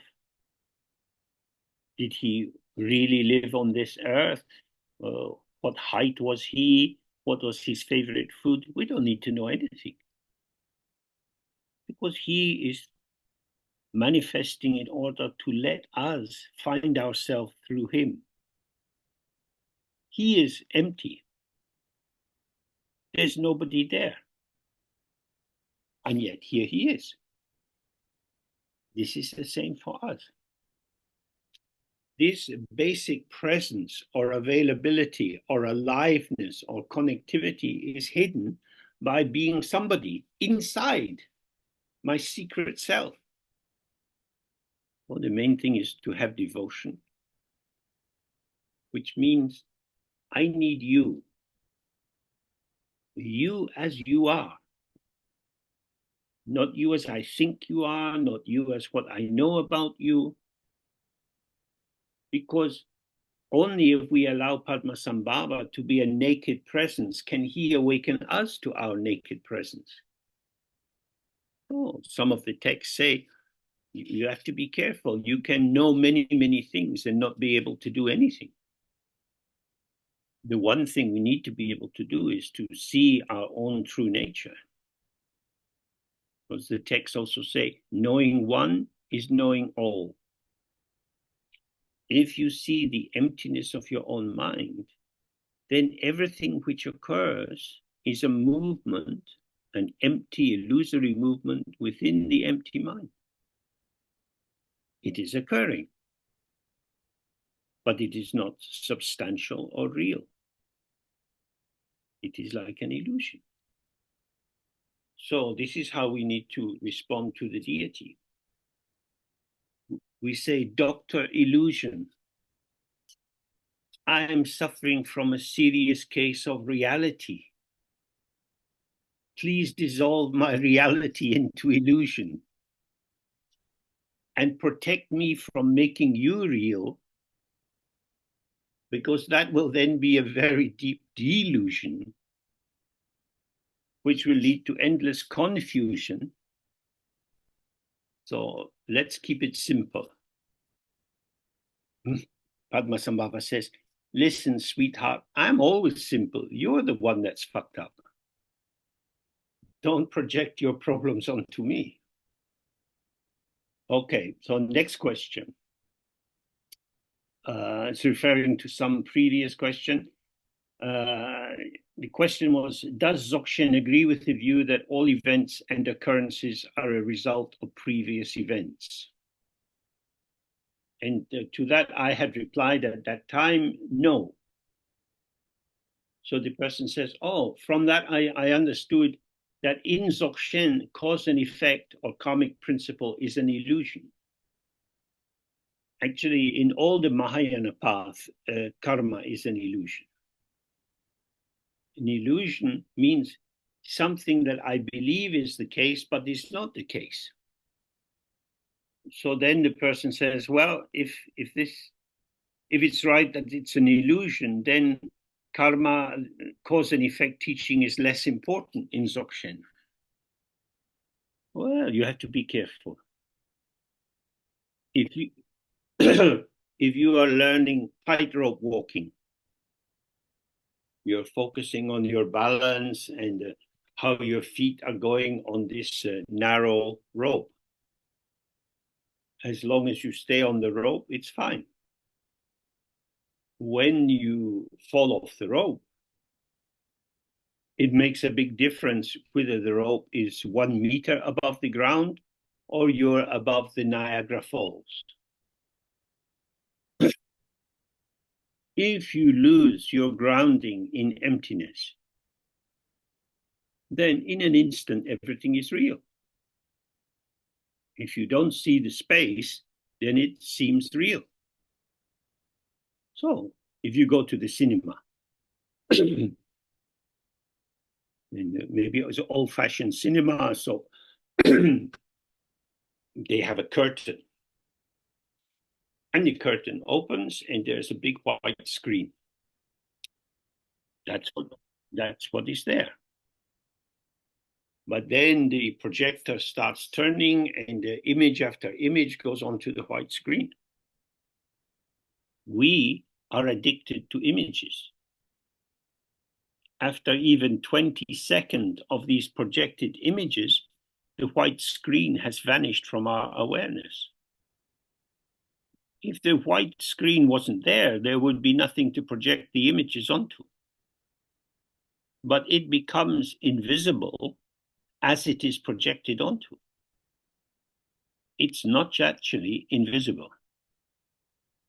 It's only invisible when our gaze is connected with images that are taken to be real. The emptiness of the white screen is the basis of the movie. The emptiness of the mirror is the basis of the sequence of reflections which keep arising in the mirror. The mind is empty. But when thoughts arise, if we are committed to grasping at thoughts and seeing them as something essential, that is to say, my thoughts tell me who I am. My thoughts and feelings and sensations tell me what I need. They function to confirm my identity, my existence as something in and of itself. Wow, these thoughts and feelings and sensations are very useful. No wonder I'm grasping at them. They keep telling me new stories. It's endlessly fascinating. But then you come out of the cinema. Maybe you carry some lingering feelings from the movie.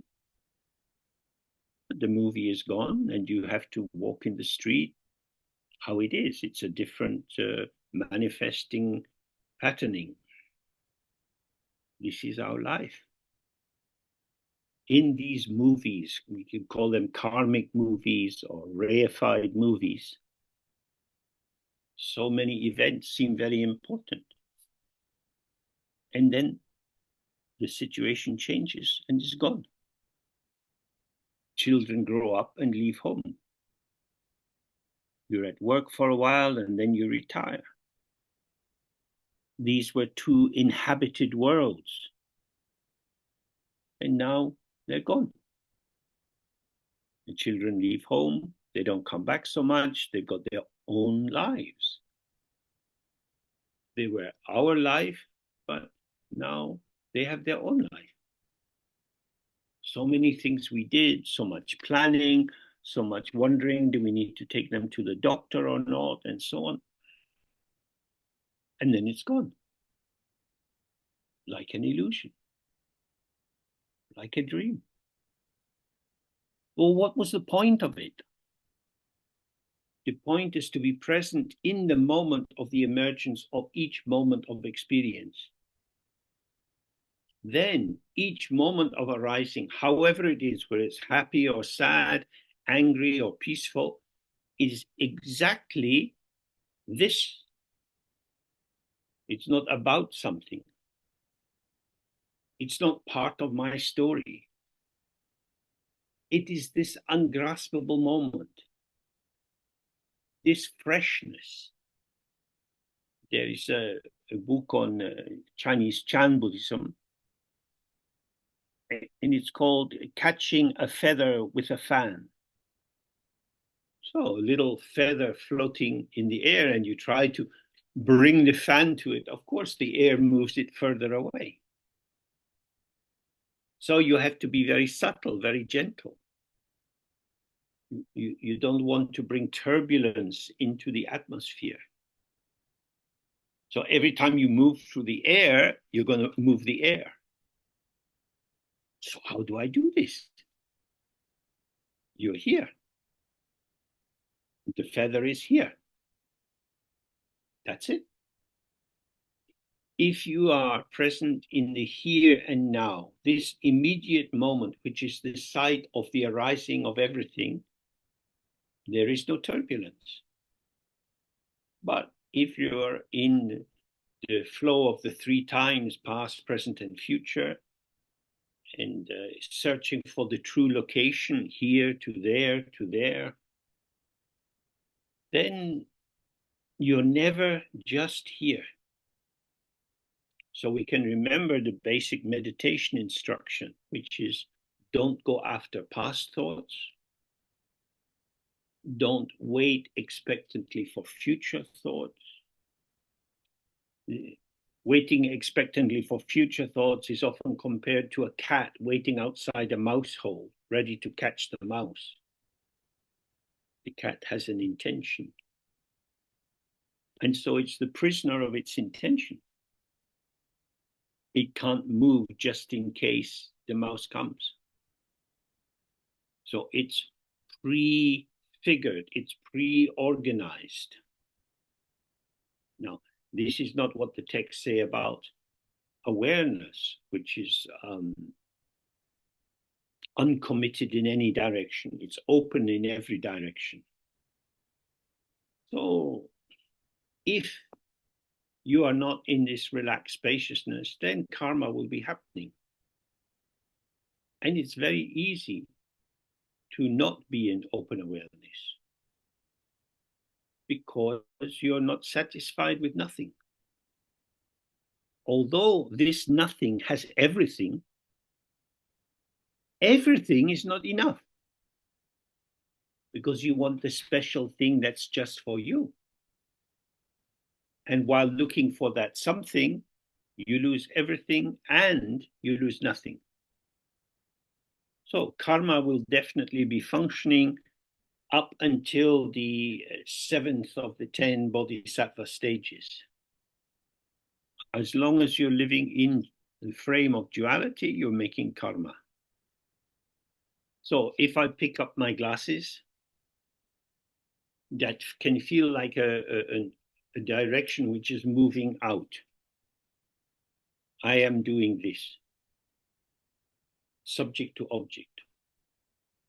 But there's also a feedback loop going on for me. I am the one who is doing this. And this is the basis of karma. You think you're just acting on the world, and if you do something and you don't get into trouble, then you got away with it. But within duality, all movements of self are self-reflexive. That is to say, they have a pulsation back onto yourself. You do, and you know that you do. Every time you do something, you confirm, maybe not in a very conscious way, maybe in a subtle way, but you confirm, I am the doer of the deed. And that's what stores karma. And karma is cumulative. Awareness is not cumulative. Consciousness is cumulative. Or if you keep clarifying yourself by looking at your own experience, you start to see that when I am relaxed, then my hands are just open. Like a 2-year-old child, if you have a ball and you go to throw it, to suddenly put their hands out, and you throw the ball, and they just keep their hands open, and they see, oh, the ball fell down. Now we keep encouraging the child to catch the ball. How different our culture would be if we celebrated the child every time it let the ball fall. Wonderful, you didn't even touch the ball. You are a great ball dropper. So this is how our Dzogchen teaching is, to become the great ball dropper. Don't catch anything. Because if you catch something, the karma of that will catch you. So then next question is, could you give some guidelines on how to start to meditate? This is it's a very nice question, but it's also a question that indicates the poverty of our culture. We don't know much about meditation. There are thousands and thousands of styles of meditation: Hindu, Buddhist, Jain, Christian, Islamic, Sufi. Certainly we could go through the various stages of Buddhist practice, but we don't have time to do this here. Also, it may not be very useful. We're not living in a Buddhist culture. There's not much encouragement to look for the mind.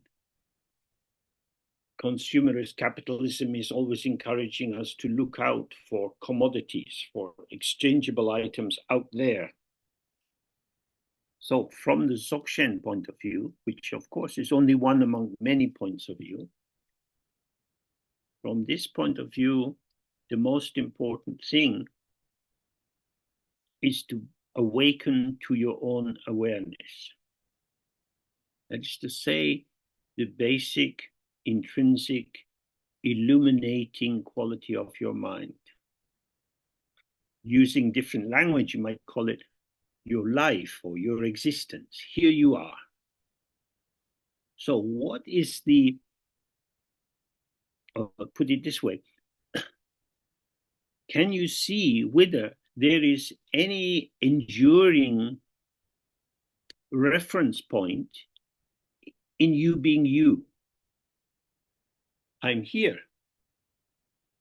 How this being here-ness manifests depends on circumstances. But the basic quality of presence is not dependent on anything. This presence just is.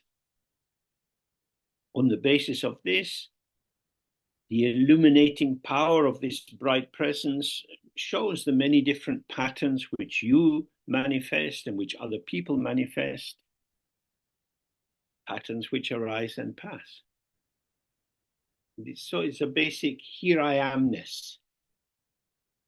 Actually, it can't be expressed in language. Language functions to describe and elaborate the quality of things, of existence. But awareness is not a thing. It doesn't exist as something. I'm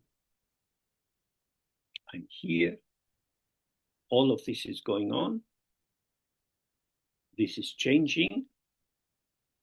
But here I amness is just ungraspably present. So this is a basic issue that we are concerned with in Dzogchen. So in this approach, meditation is not something that you do in order to change your situation or to develop particular qualities. Here, we want to release this clear potential from involvement in momentary patterning. In order to meditate, we sit in a comfortable way, if possible, as much as possible, our skeleton holding our weight so that the muscles can relax. Breathing in and out in the ordinary way. The gaze is open, the senses are open. Life is going on.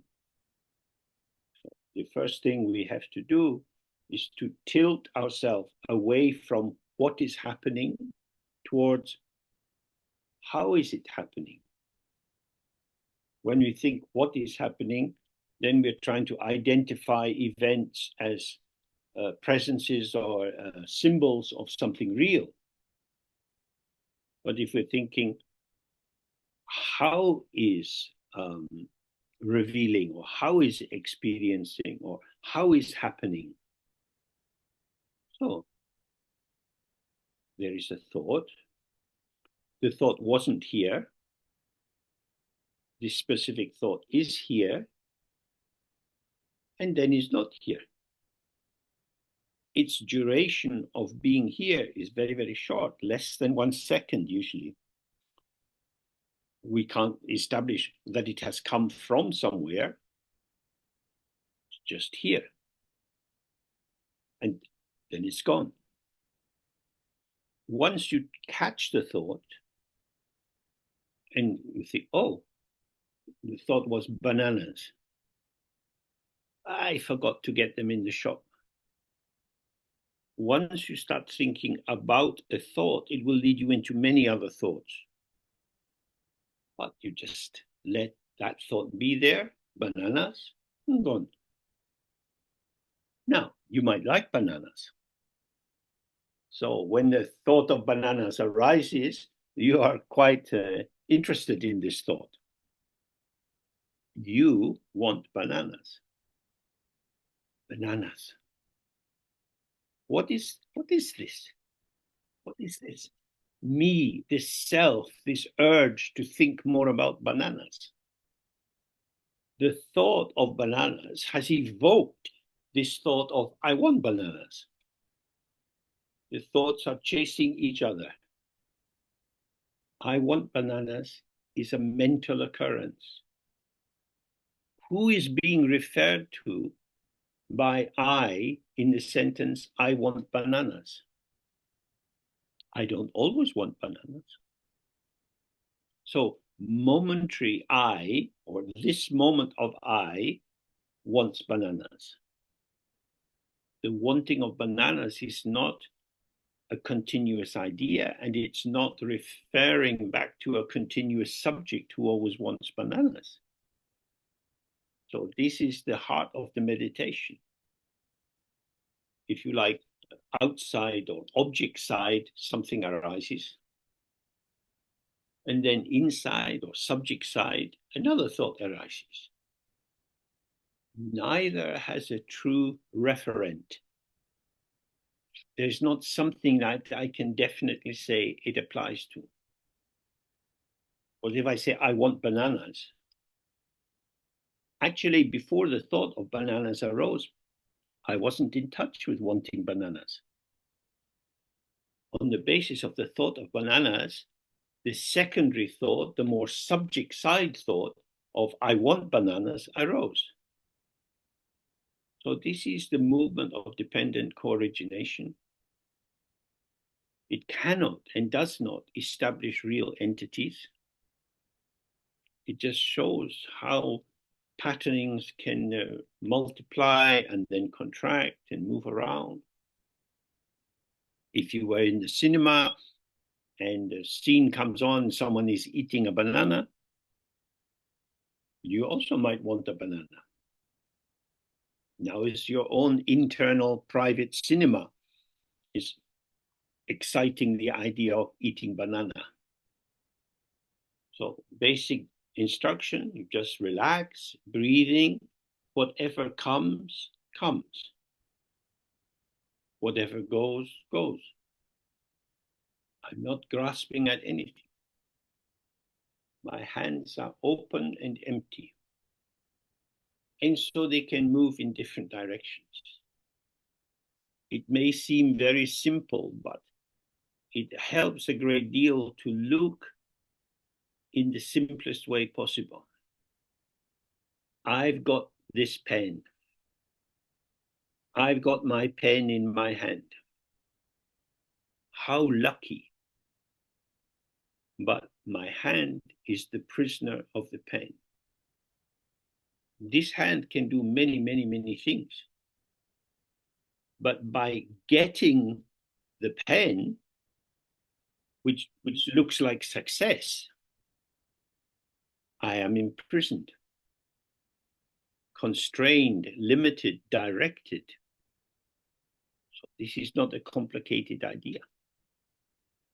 So we know what it's like to be a bit obsessional. We worry about something, we can't get it out of our mind. We are imprisoned by the thought. The thought is catching us. So in the practice, don't grasp, because the grasper will be grasped.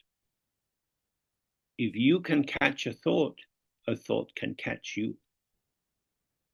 So neither a catcher nor a caught, just relaxed.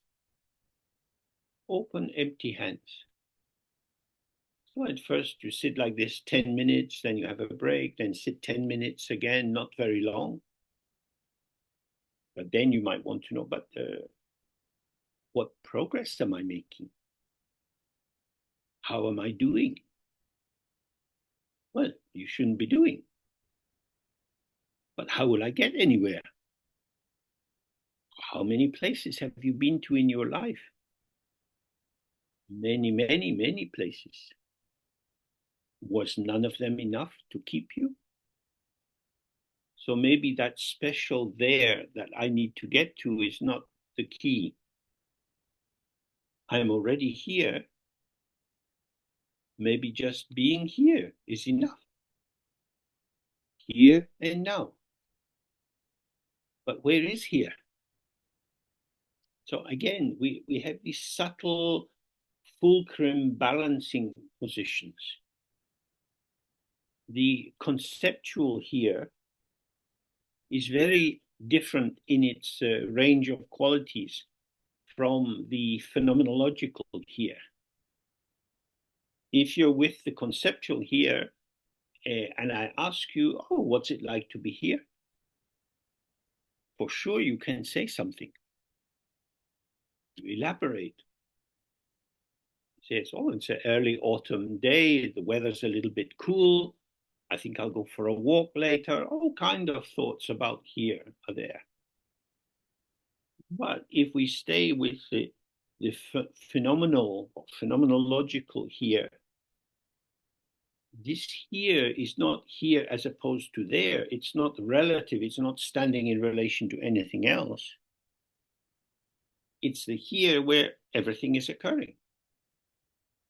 I'm here and this is here with me.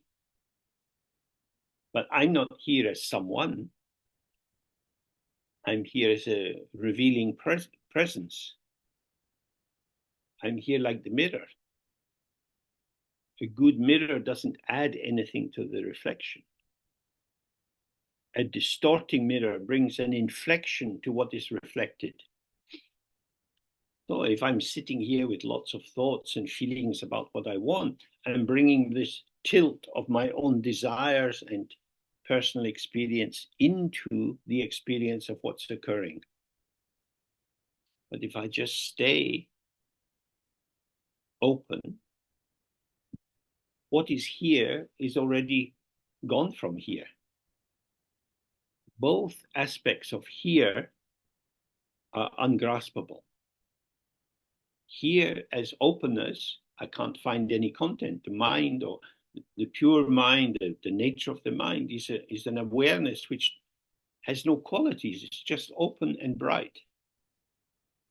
Also, whatever is occurring here is just touching and going, touching and going. It's beyond language. Oh.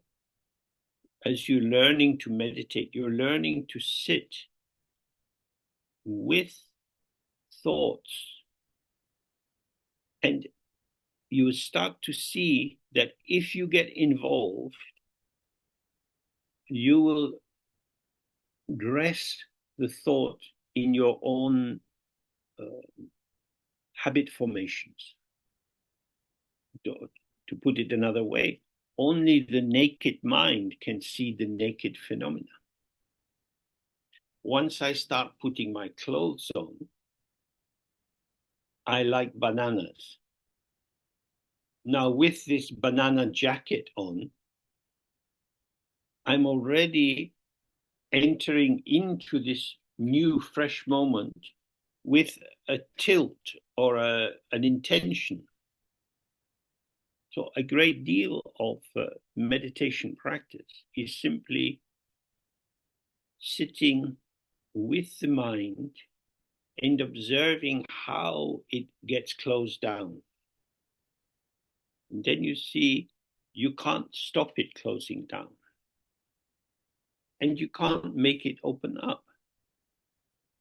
What you can do is just be with it as it is. Thoughts are coming, feelings are coming, impulses are coming. If I don't choose it, it's not mine. The public becomes private if I grasp it. So as the primordial Buddha Samantabhadra said, there is one ground or base or source, and from this two paths arise. This one ground is simply openness. The mind is empty, and what arises in it is empty. Now, the reflections seem to fill the mirror, but they can only fill the empty mirror by being themselves empty of self-existence. That is, when we are sitting, our thoughts are uncatchable. Our feelings are uncatchable. What you catch is a thought about a thought, a feeling about a feeling. Now we are used to doing that. I catch my pen. I have it in my hand. I can write with my pen. I am James. I do a lot of writing. If I don't have a pen, then I can't write. What will I do? Just be here. What are you doing? Nothing. What's happening? Everything. Do less, get more. Do more, get less. Not so complicated. We try hard. We do our best. It's never quite good enough, because there's always more to be done. Because as soon as you want to do something, your frame of reference will come up like blinkers, and you know what is important, what needs to be done. Sometimes we don't have the ingredients we need. Sometimes we don't have the colleagues we need in order to do things. So at the moment, we have a lot of transcripts and so on, which need some editing if we're to make use of them. But I have many writing tasks to do. So many of these things can't get done unless we find some other people who can help. My wish or my desire is blocked or thwarted by the lack of connection I've been able to make with people who might be able to work effectively on this. That's how our life is in samsara. When we have a desire and intention, various other factors arise to block us. But with awareness, we don't have that intention. We are then free to work with circumstances. This is what's happening. Oh, this isn't right. We should have done something different. That is not the concern of awareness. Awareness responds to how it is. It doesn't need commentary or explanation. It's just like this. So we're sitting in the practice, not going anywhere, not doing anything, but not blocking anything. A lot of potential is arising. So sometimes if you go to a river, you see the trout coming up to the surface. It just comes up to the top of the water and turns and goes down. Well, it's the same with these thoughts. We're not fishing. We're not wanting to catch the trout and cook it.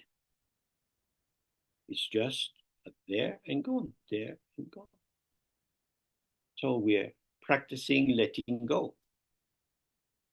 Not getting, but letting go. Now, in English, letting go can sound a little bit pompous and inflated. I am letting this go. Like a prison guard thinks, I could shoot that runaway prisoner, but let them go. But it's not like that. The thoughts are always going. It's not that I am letting them go. They go by themselves. What I can do with the thoughts, feelings, memories, plans, and so on is I can interfere. I can get involved. I can try to shape and manage. And I don't need to do any of these things. It is how it is. And the more we stay with how it is, paradoxically, the more able we are to respond as required. Because if I keep focusing on doing things the way I like to do them, or the way I learned as a child they should be done, then we have a template or a system for evaluation. But here's just coming and going. My idea about how it should be is irrelevant. That's amazing. It's irrelevant. I'm not required. The world doesn't need my blessing, my opinion, my commentary. It is how it is. So if you look at a flower and you just spend some time with the flower, there is more and more richness and depth in the potential of the flower which comes out. But if I start from the point of I know what the flower is, I'm starting with a category, an interpretive category, which then supports me in making many different judgments. So this is just the heart of all the meditation practice. If it's a what, I'm in dualistic consciousness, and there will be a lot for me to do. And if I stay with the how, this is an unfolding, a non-dual movement. Nothing is happening, but everything is happening. And I have no particular agenda. So it's not subject onto object. I'm going to act now in order to make this happen. It's like this ancient Greek Aeolian harp. So these harps were placed out on the hillside so that when the wind blew through them, the wind would catch the strings and bring about the vibration which would spread out into the valley. That is to say, the response is called forth by the situation. Consciousness starts with me. Awareness starts with the situation. The situation is co-emergent. And in that sight, which is always in the here and now, it depends. How will it go? Nothing I say has to be said. Nothing I do has to be done. It only makes sense to say and do if it is connective. So is there a place or a niche for me to manifest into? I can't know that inside myself. That is revealed by being present with the field of experience, the Dharma Dhatu. So that's the basic direction of meditation. Good. Let's have a break now for 30 minutes. Good. Okay. Good. So many different topics have been covered. So thank you for your ability to sustain attention through all of this. So next question is, person says, when I'm having an exchange with someone, either verbally or online, and the person feels they've made a mistake and reacts harshly, even though I feel it's out of self-defense, I still react inwardly. I find their reaction dishonest and it makes me pissed off. So he's asking, why is this the case? I know it's not directed at me, it's what's happening for them, but I still react very strongly. So then he says, instead of turning to them with sympathy, I think that I don't want to have anything to do with someone like that. So finally he's saying, I can then discipline myself and stay in contact and try to react well, but it seems contrived. Why is that? What is missing? Well, hopefully from what we've already covered today, it becomes a bit clearer that this problem can be phrased in personal terms, or we can see it in structural terms. So when I see it personally, I don't like how they are. I feel there's something wrong with them. Then I'm disappointed in myself. Then I try to make it better, but it doesn't seem quite right. So on this personal level, you're stuck in duality without really seeing the nature of duality. It's not that we shouldn't have any judgment at all. That is to say, you can judge if you have a good cup of coffee or if the food is badly cooked. That is to say, you can have a response to the profile of the moment. The big problem arises, as this writer says, when I think I don't want anything to do with this person. So I've moved from they spoke in a way I reacted against, they did something which I reacted against. That was, both of these are activities of speech or body. But then I make it more solid. What you said and did is an X-ray of your true essence. The reason you reacted that way is because you are an unpleasant person and I don't want anything to do with you. So what the person encounters is a particular pattern of manifesting or appearing. And although intellectually the person can see, oh, yeah, people do these things happen, it's okay. The habit of reification, of making the action real and representative of some underlying generative quality is very strong. It is my own mental activity which is out of control. However the other person is, that's how they are. Whether I like them or don't like them, it's kind of irrelevant. I could remain flexible and try to connect. But what the writer's description is very helpfully highlighting is, once I solidify my interpretation, I've lost the felt sense of my participative connectivity.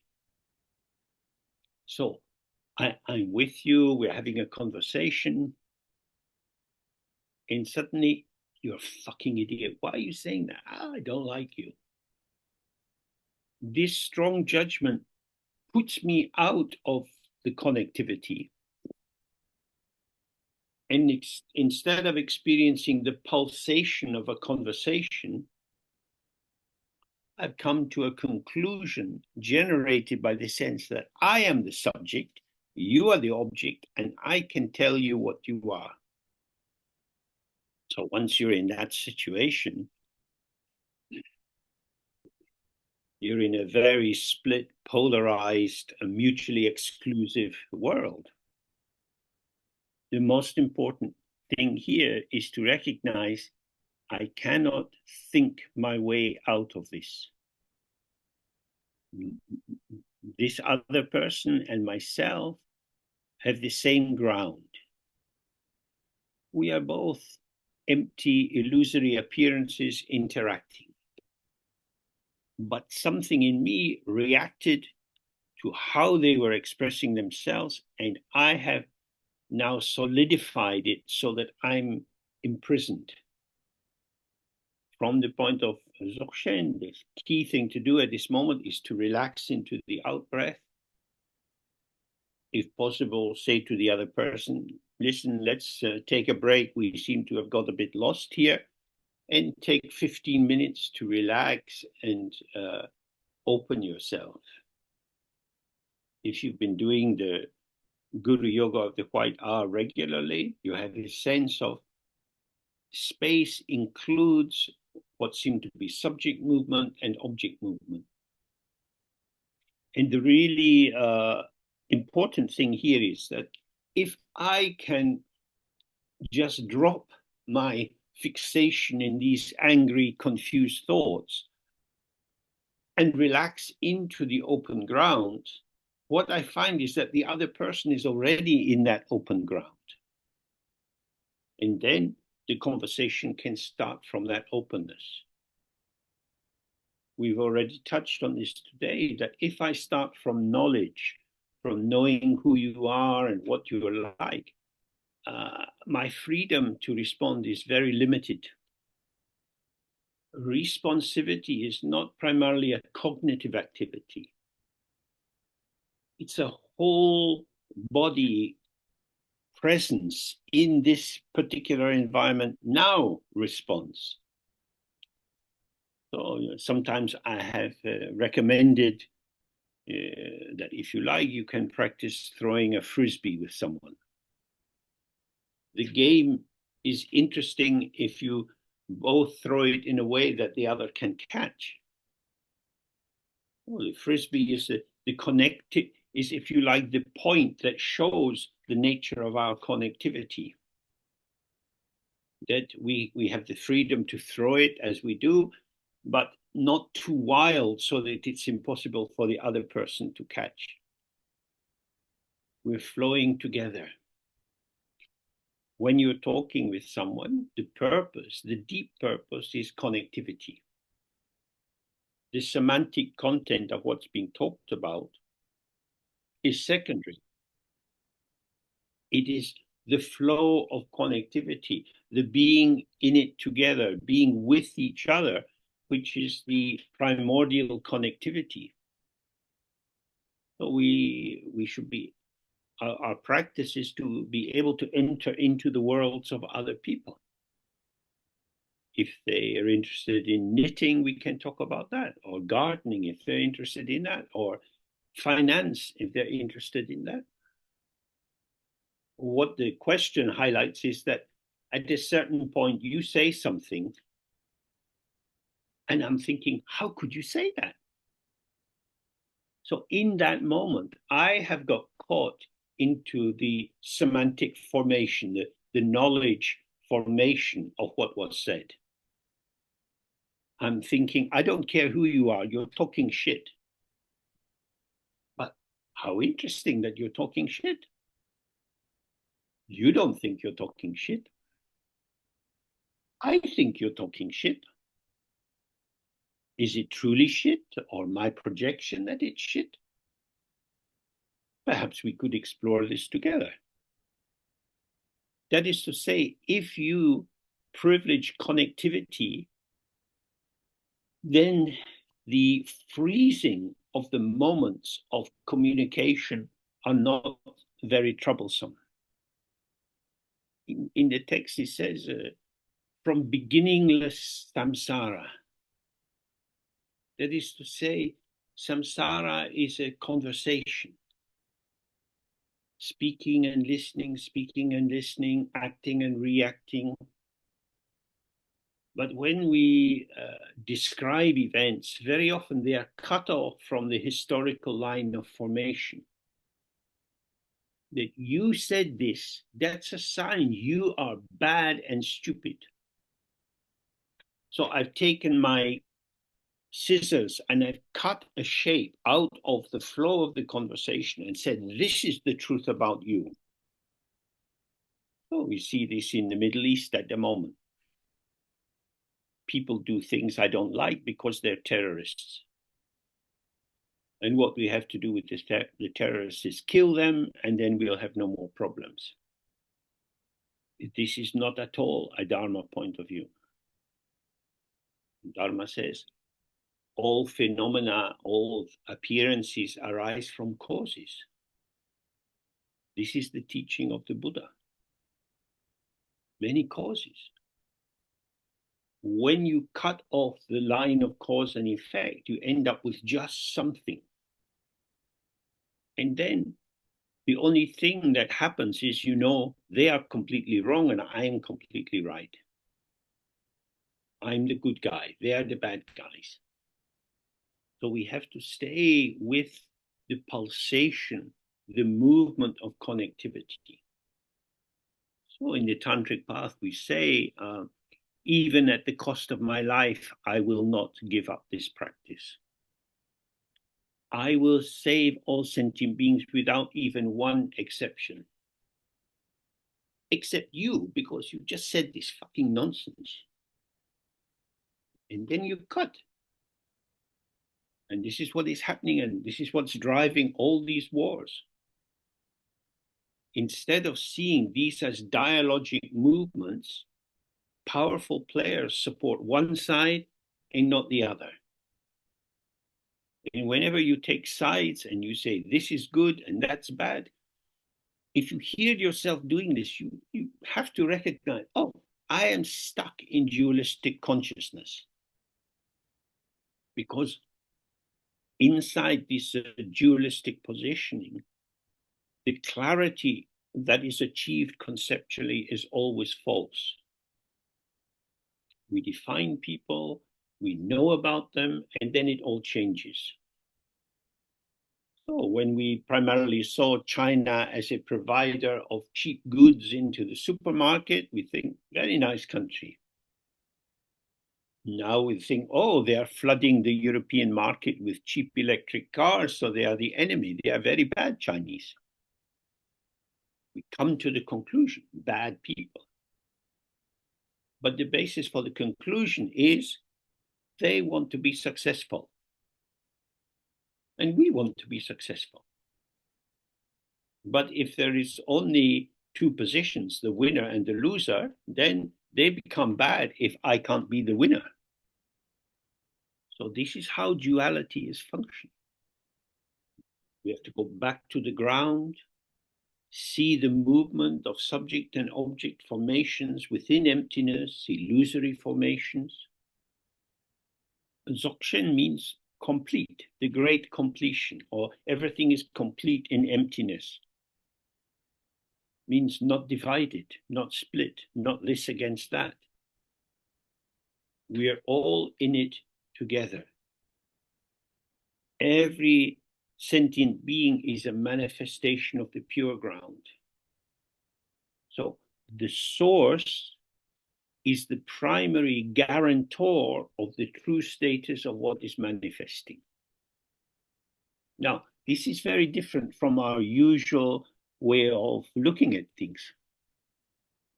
We look in terms of function. Are you useful for me? The source is not enough. I can come to your country. I can put you in chains. I can take you thousands of miles away. I can make you my slave. And I can go to church and pray. We are all God's children. This sort of hypocrisy, this sort of lying and cheating to oneself and other people is very, very popular. So the relative value of people's functional qualities varies a lot. Now I'm getting old. I need more medical support. This is quite expensive. Maybe what I really need is a bullet in the head. Young people, save your taxes. Shoot me. What is the use of someone like me eating and shitting? There's no point at all. This is the danger of functionality. This is the energy that was rising with the rise of the Third Reich. Get rid of useless mouths. Dharma is not going in that direction at all.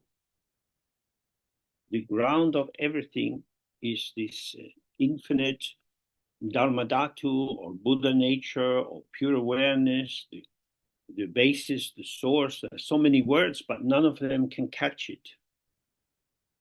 So the value of everything is its basis. As Vairocana points out, there is only one ground, but great diversity of manifestation. The manifestation of the ground can be healthy, unhealthy. It can be white-skinned, yellow-skinned, black-skinned. None of these qualities create a true hierarchy of value, because true value is intrinsic and it rests in the empty ground. So in the Mahayana system, we have the notion of the two truths, the relative and the absolute. Inside the relative, this is compared with that. We look at two similar objects and we compare them for price, for if it's food, whether they're delicious or not, whether they're damaged or not, and so on. But these are all relative to each other because they start from the point, there is something here which is existent, so I can compare apple A to apple B. Both are apples, but some apples are better than others. But when we go to absolute truth, to the truth which is never changing, which is not dependent on circumstances, then we see the absolute truth is the truth of emptiness, the unborn nature of everything. So when the relative truth is not understood, what you have is all the patterns of appearance. And if you imagine that each appearance has its own defining essence, then this and that cannot be the same. And when we see the non-duality of the two truths, we realize that all appearances are inseparable from emptiness. And because emptiness is their fundamental nature and appearance is their expressive nature, then the fundamental thing is, can we appreciate the emptiness, which is the ground of each sentient being, each being which has a mind? So the key thing is to recognize my mind is empty, and all kind of things arise in it, which I am not consciously making. You can say, oh, it's generated by my karma from previous lives. And that can be a helpful reading, but it's not the truth. Actually, the ground of everything is the mind itself, which is not my mind, which is not my impulse, which is not my karma. When you sit in the practice and a thought arises, you didn't make that thought. You didn't know it was going to come. Oh, but it arises for me because of my karma. So karma then becomes like some secret factory inside you that is producing these thoughts and feelings. It's not like that. Karma is taught in order to understand the ethical consequences of activity generated under the power of duality. That is to say, karma is like this kind of moving field within which pulsations bring about a tilt or a distortion in the movement of events. Everything arises inseparable from emptiness. So that's why we should read the Heart Sutra again and again and apply it to our lived experience. So we have to have fascists and emptiness, terrorists and emptiness. Whatever it is that we might not like, we have to see this is also empty. These are patterns of emptiness. You don't need to inject them with emptiness. They are already patterns of emptiness. This is the diversity of the ever-open ground. So again and again, we look at the 5 questions and we do the Guru Yoga of the White R. And on the basis of that, then we don't need to try to work out why do these things happen. We see the empty mind is luminous or radiant or expressive. And we are part of that expressive force which arises in interaction with other sites of emergence. Okay, so then next question. A Zen Roshi is being quoted. And the quote is, actualization is not just the manifestation of your individual experience of the truth. It is your life interconnected with the tree's life, a bird's life, water's life, spring's life, autumn's life, in the life of the whole universe. So then the question is, does the term truth apply also to Dzogchen? Would that quote also be applicable to a Dzogchenpa, somebody practicing Dzogchen? The answer to that is no. It's very romantic and quite beautiful what it says. The manifestation of your individual experience of the truth. The truth is not experienced by individuals.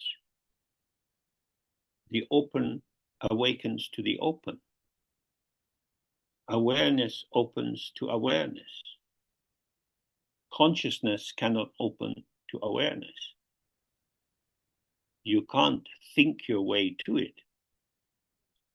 The truth, if you like, or the absolute truth, or the truth of emptiness, or how it is, This is just the here. It's not made by anyone. So we're not actualizing it. Actualizing comes from humanistic psychotherapy and psychology in the 1960s. If we open to the open, then we are directly part of the non-dual field. In tantric language, we could say we see that we are within the mandala of all the Buddhas and have never left it. My life is not interconnected with the life of autumn, except in the sense that as the days get shorter, I have a certain mild sadness. In England, we didn't have much of a summer. So having more rain and more clouds in the autumn is not so great. But my life, it is your life interconnected with the tree's life. This is a different kind of language. And Siya Lama, my guru, always used to say, when you do Tantra, everything is Tantra. When you do Dzogchen, everything is Dzogchen. But don't jump about. Don't do pick and mix. Don't make your own selection of your favorite Dharma themes. Because Zen tradition is long. It has different styles, different schools inside it. A statement like the Roshi statement is an instruction probably to a group of students at one particular time. It's an intervention. It's not a generalized statement of how it is. Comparative religion will not take you beyond relative truth. So then you have a next question is, how can you explain the white how to do it, when, and what it means? And the white stands in the place of emptiness. We could do it with silence. Silence is infinite. As soon as you have a sound, you start to have a disjunction with silence, because the sound is taking up the space of silence, if you like. But comes from the Prajnaparamita literature. This is the Mahayana literature which explains the nature of emptiness. So, if you like, is the living symbol of emptiness. It's not something to think about, but it's something to activate so that its quality will open you. So we are silent. Our senses are open. Whatever is occurring, we are not entering into judgment and reactivity. And then we might visualize the white in front of us, with this 5-colored light around it, or do it without this visualization. The key thing is we make the sound of 3 times slowly. You can do this together with other people, which means it's a good way of beginning a group practice. As you make the sound of you release yourself into the So out of the space in your body comes this vibration of and spreads out into the space in the world. So is like the bridge that unites the space of the mind and the space of phenomena. How does it unite these spaces? They have always been connected. It's that we get distracted, we get preoccupied with whatever's appearing, thinking about it, identifying things. So before we were talking about bananas. One of the great things of being in India is you see there are many kinds of bananas. You get very, very small bananas, and you get huge, big, fat bananas. There's a lot to say about bananas. You can cook with bananas. You can cut them in half and put honey on them. Well, what are you going to do with add some salt, pepper.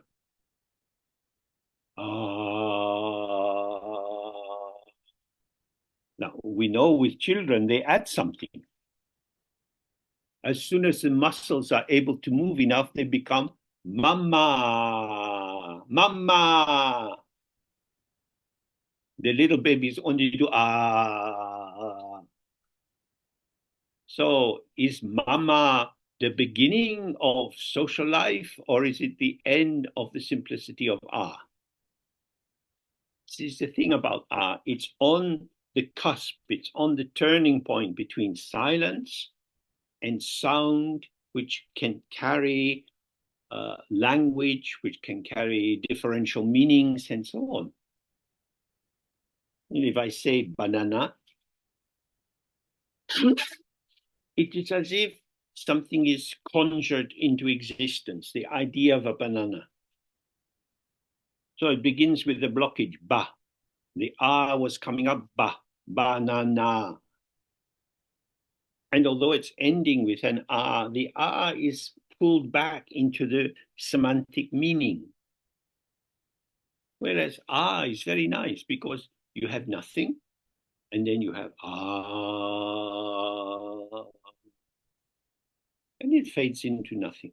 Then again, you have nothing, and then fading into nothing. So when you are making this in a relaxed way, not relying on interpretation, you see this is a self-arising sound which is self-dissolving. That is to say, is a sound which is non-oppositional with silence.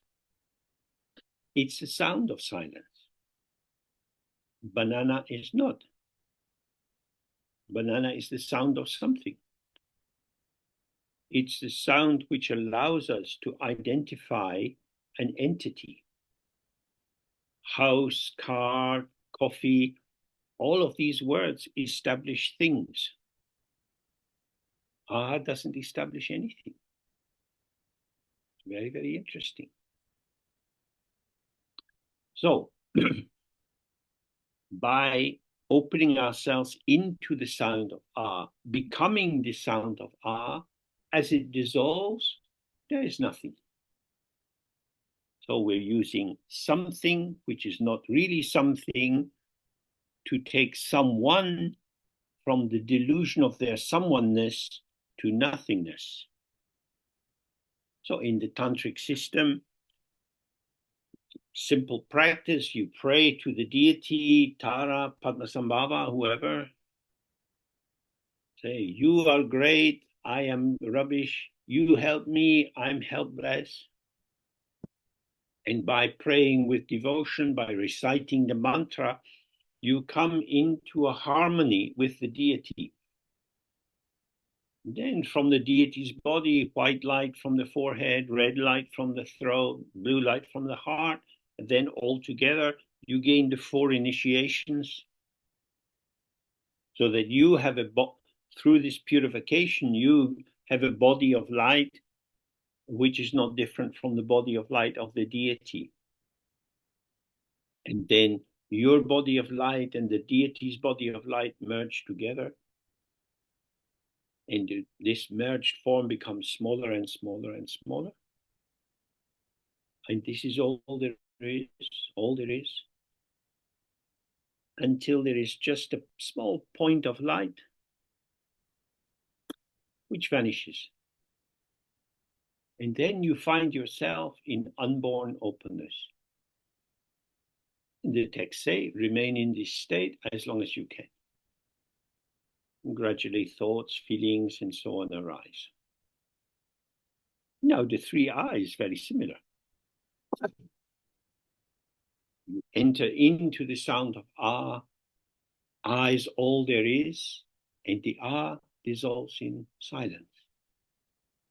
So you go from immersion in your daily activities, in what you have to do, and your shopping and this and that, to immersion in the sound of ah, to openness.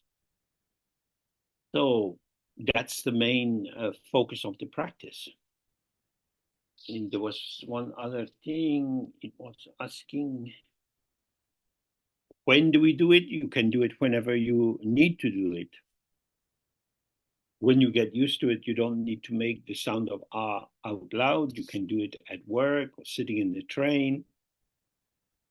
From the very beginning, everything which arises, everything which occurs, is inseparable from unborn openness. From the beginning, every wave has been non-dual with or not different from the ocean. It's just like that. When we do this practice, we see the wave of ah arising and sinking back into the ocean. The ocean is primordial. The form of ah is situational. But the form of ah and the infinite ocean of silence are not two things. It's not that you're going from one to the other. The potential of silence, and this is clearly an infinite potential. If you're sitting in silence, there's no limit to it. Within this, the wave of ah arises. Well, that's the structure of this practice. It's designed to support you in releasing yourself from your infatuation with meaning, from the endless work of making sense of what is going on. What is this? Where did it come from? When did it start? Who did it? These all start with the assumption that something has happened. It's very difficult to describe this because it's at the very edge of language. The manifesting patterning or vibration doesn't become something. It shows itself in its dissolving. So in the middle of the night, Mama, sleeping lightly, wakes to hear, oh, baby is crying. What is this cry?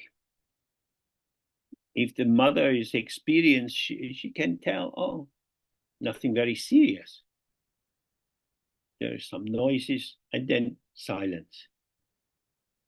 But there are some sounds which indicate real distress, and you have to get up and look at the baby, and maybe they've been sick or they're covered in shit or whatever it would be. The mother becomes very skilled in identifying different meanings in the qualities of the cry. This is very interesting. This is coming from the mother. She has learned about her own baby's cries. And the mother can recognize her baby's cry even if other babies are crying. So this is mental activity which brings about involvement, which is very helpful for the baby. Otherwise, the baby is in big trouble. So now we see communication, connectivity through our voice, is linking, which promotes thinking and the elaboration of stories and so on. And we pin our meaning onto the sound which is arising. The meaning link is not intrinsic. So as I said this morning, when I was young in the 1950s, early 60s, we knew that all Germans were Nazis because it's just after the Second World War. So we knew this. But of course, I get a bit older. I go to Germany, I meet German people, I see that they're not Nazis, they're not fascists. So I can no longer simplify my experience of German people by putting them into this category of Nazi. Mr. Putin would like to do this with the Ukrainians. Now we know they are all Nazis. But when you hear people's voices, when you see their face, their expression, how they are, you see the diversity of the forms of emptiness. So what we have here is something we can observe for ourselves and truly pay attention to. The relation between revelation, direct showing, and projection and interpretation. So the sound of Ah allows you to have the revelation of the energy of emptiness, the potential of emptiness. But when we start from the position, I exist and I know something about you, I can identify what kind of person you are, then the elaboration of hooks onto which I can put my projections happens very rapidly, which is why the R is very useful. The more we experience that something and nothing are born together, they're not back to back as mutually exclusive categories, but every something is a something of nothing. And nothing or emptiness is always showing some things which have no existence apart from emptiness. Then the terms like non-duality and co-emergence start to make some sense. So now we have another question. In the context of Dzogchen, is the path of the bodhisattva a natural outcome of direct seeing, or is it an extra relative construction that leads to direct seeing but does not have any relevance beyond it? Now, I have a lot of sympathy with this question. Someone is clearly struggling to work out what is going on. Does this lead into that? Is it always a separate path? So we're using language, Dharma language.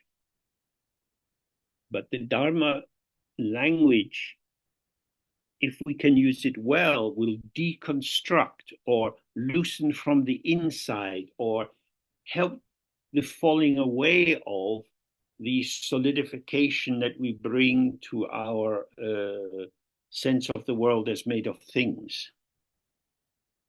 Oh, bodhisattva is a word. And the word has many different interpretations and meanings. Bodhi means awakening or enlightenment, and sattva indicates a being, presence, a potential. So it represents some person or someone, not necessarily human, who is manifesting an ongoing intention towards enlightenment. So some people are mainly concerned in their life to accumulate money or to become famous or to have sex with different people. People have, clearly in our culture, we can see people have many different kind of orienting ideas of who I am and what I should be doing. So the bodhisattva is somebody who makes a vow that they will work for the benefit of others. And originally, the bodhisattva began their career by announcing their vow. And this vow was the ripening of particular ethical factors within them. So, for example, the yogi who became Buddha Amitabha, his foundational vow was, I will work to gain enlightenment. I will do whatever is necessary to gain enlightenment. I will gain the two accumulations of merit and wisdom. And all this virtue that I accumulate, I will dedicate to the manifesting of a pure land, the Dzogchen, Sukhavati. And in this pure land, everything will speak of Dharma. When the wind blows through the trees, the vibration of the leaves will come out like mantras and holy words. Everyone who is born there will be practicing only virtue. And they will work to gain enlightenment in this very supportive environment. Now, because I have given all my merit to make this pure land arise, you don't need to make that effort. You just say my name. You can say it once or 3 times. Amitabha or Amida Buddha. It's like someone going to a club and they say to the person on the door, I'm with the band, so I can get in for free. You like that? I'm with Amitabha. Oh, great, welcome. So that's very different from us nowadays saying, I will work for the benefit of others. We don't make our own foundational vow of how we would like it to be. But you can read, as more and more of these texts are being translated into European languages, you can read the background stories to the different Buddha lands. And through that, you see, oh, skillful means can cover a wide range of activities. Some people are attracted by sweet music, by delicious perfumes in the air, and others are more interested in something a little bit wild and dangerous. Oh, just as you get death metal, people banging their heads up and down. And so I want to be born near Doji Trollo. He's a real headbanger. Man, he's fucking crazy. No limit. This is skillful means. We are just ourselves. We have our disposition, our tendencies, and we choose our little slice of Dharma. But the Buddhas bring out so many flavors, so many styles. So there is a pathway available for everyone. The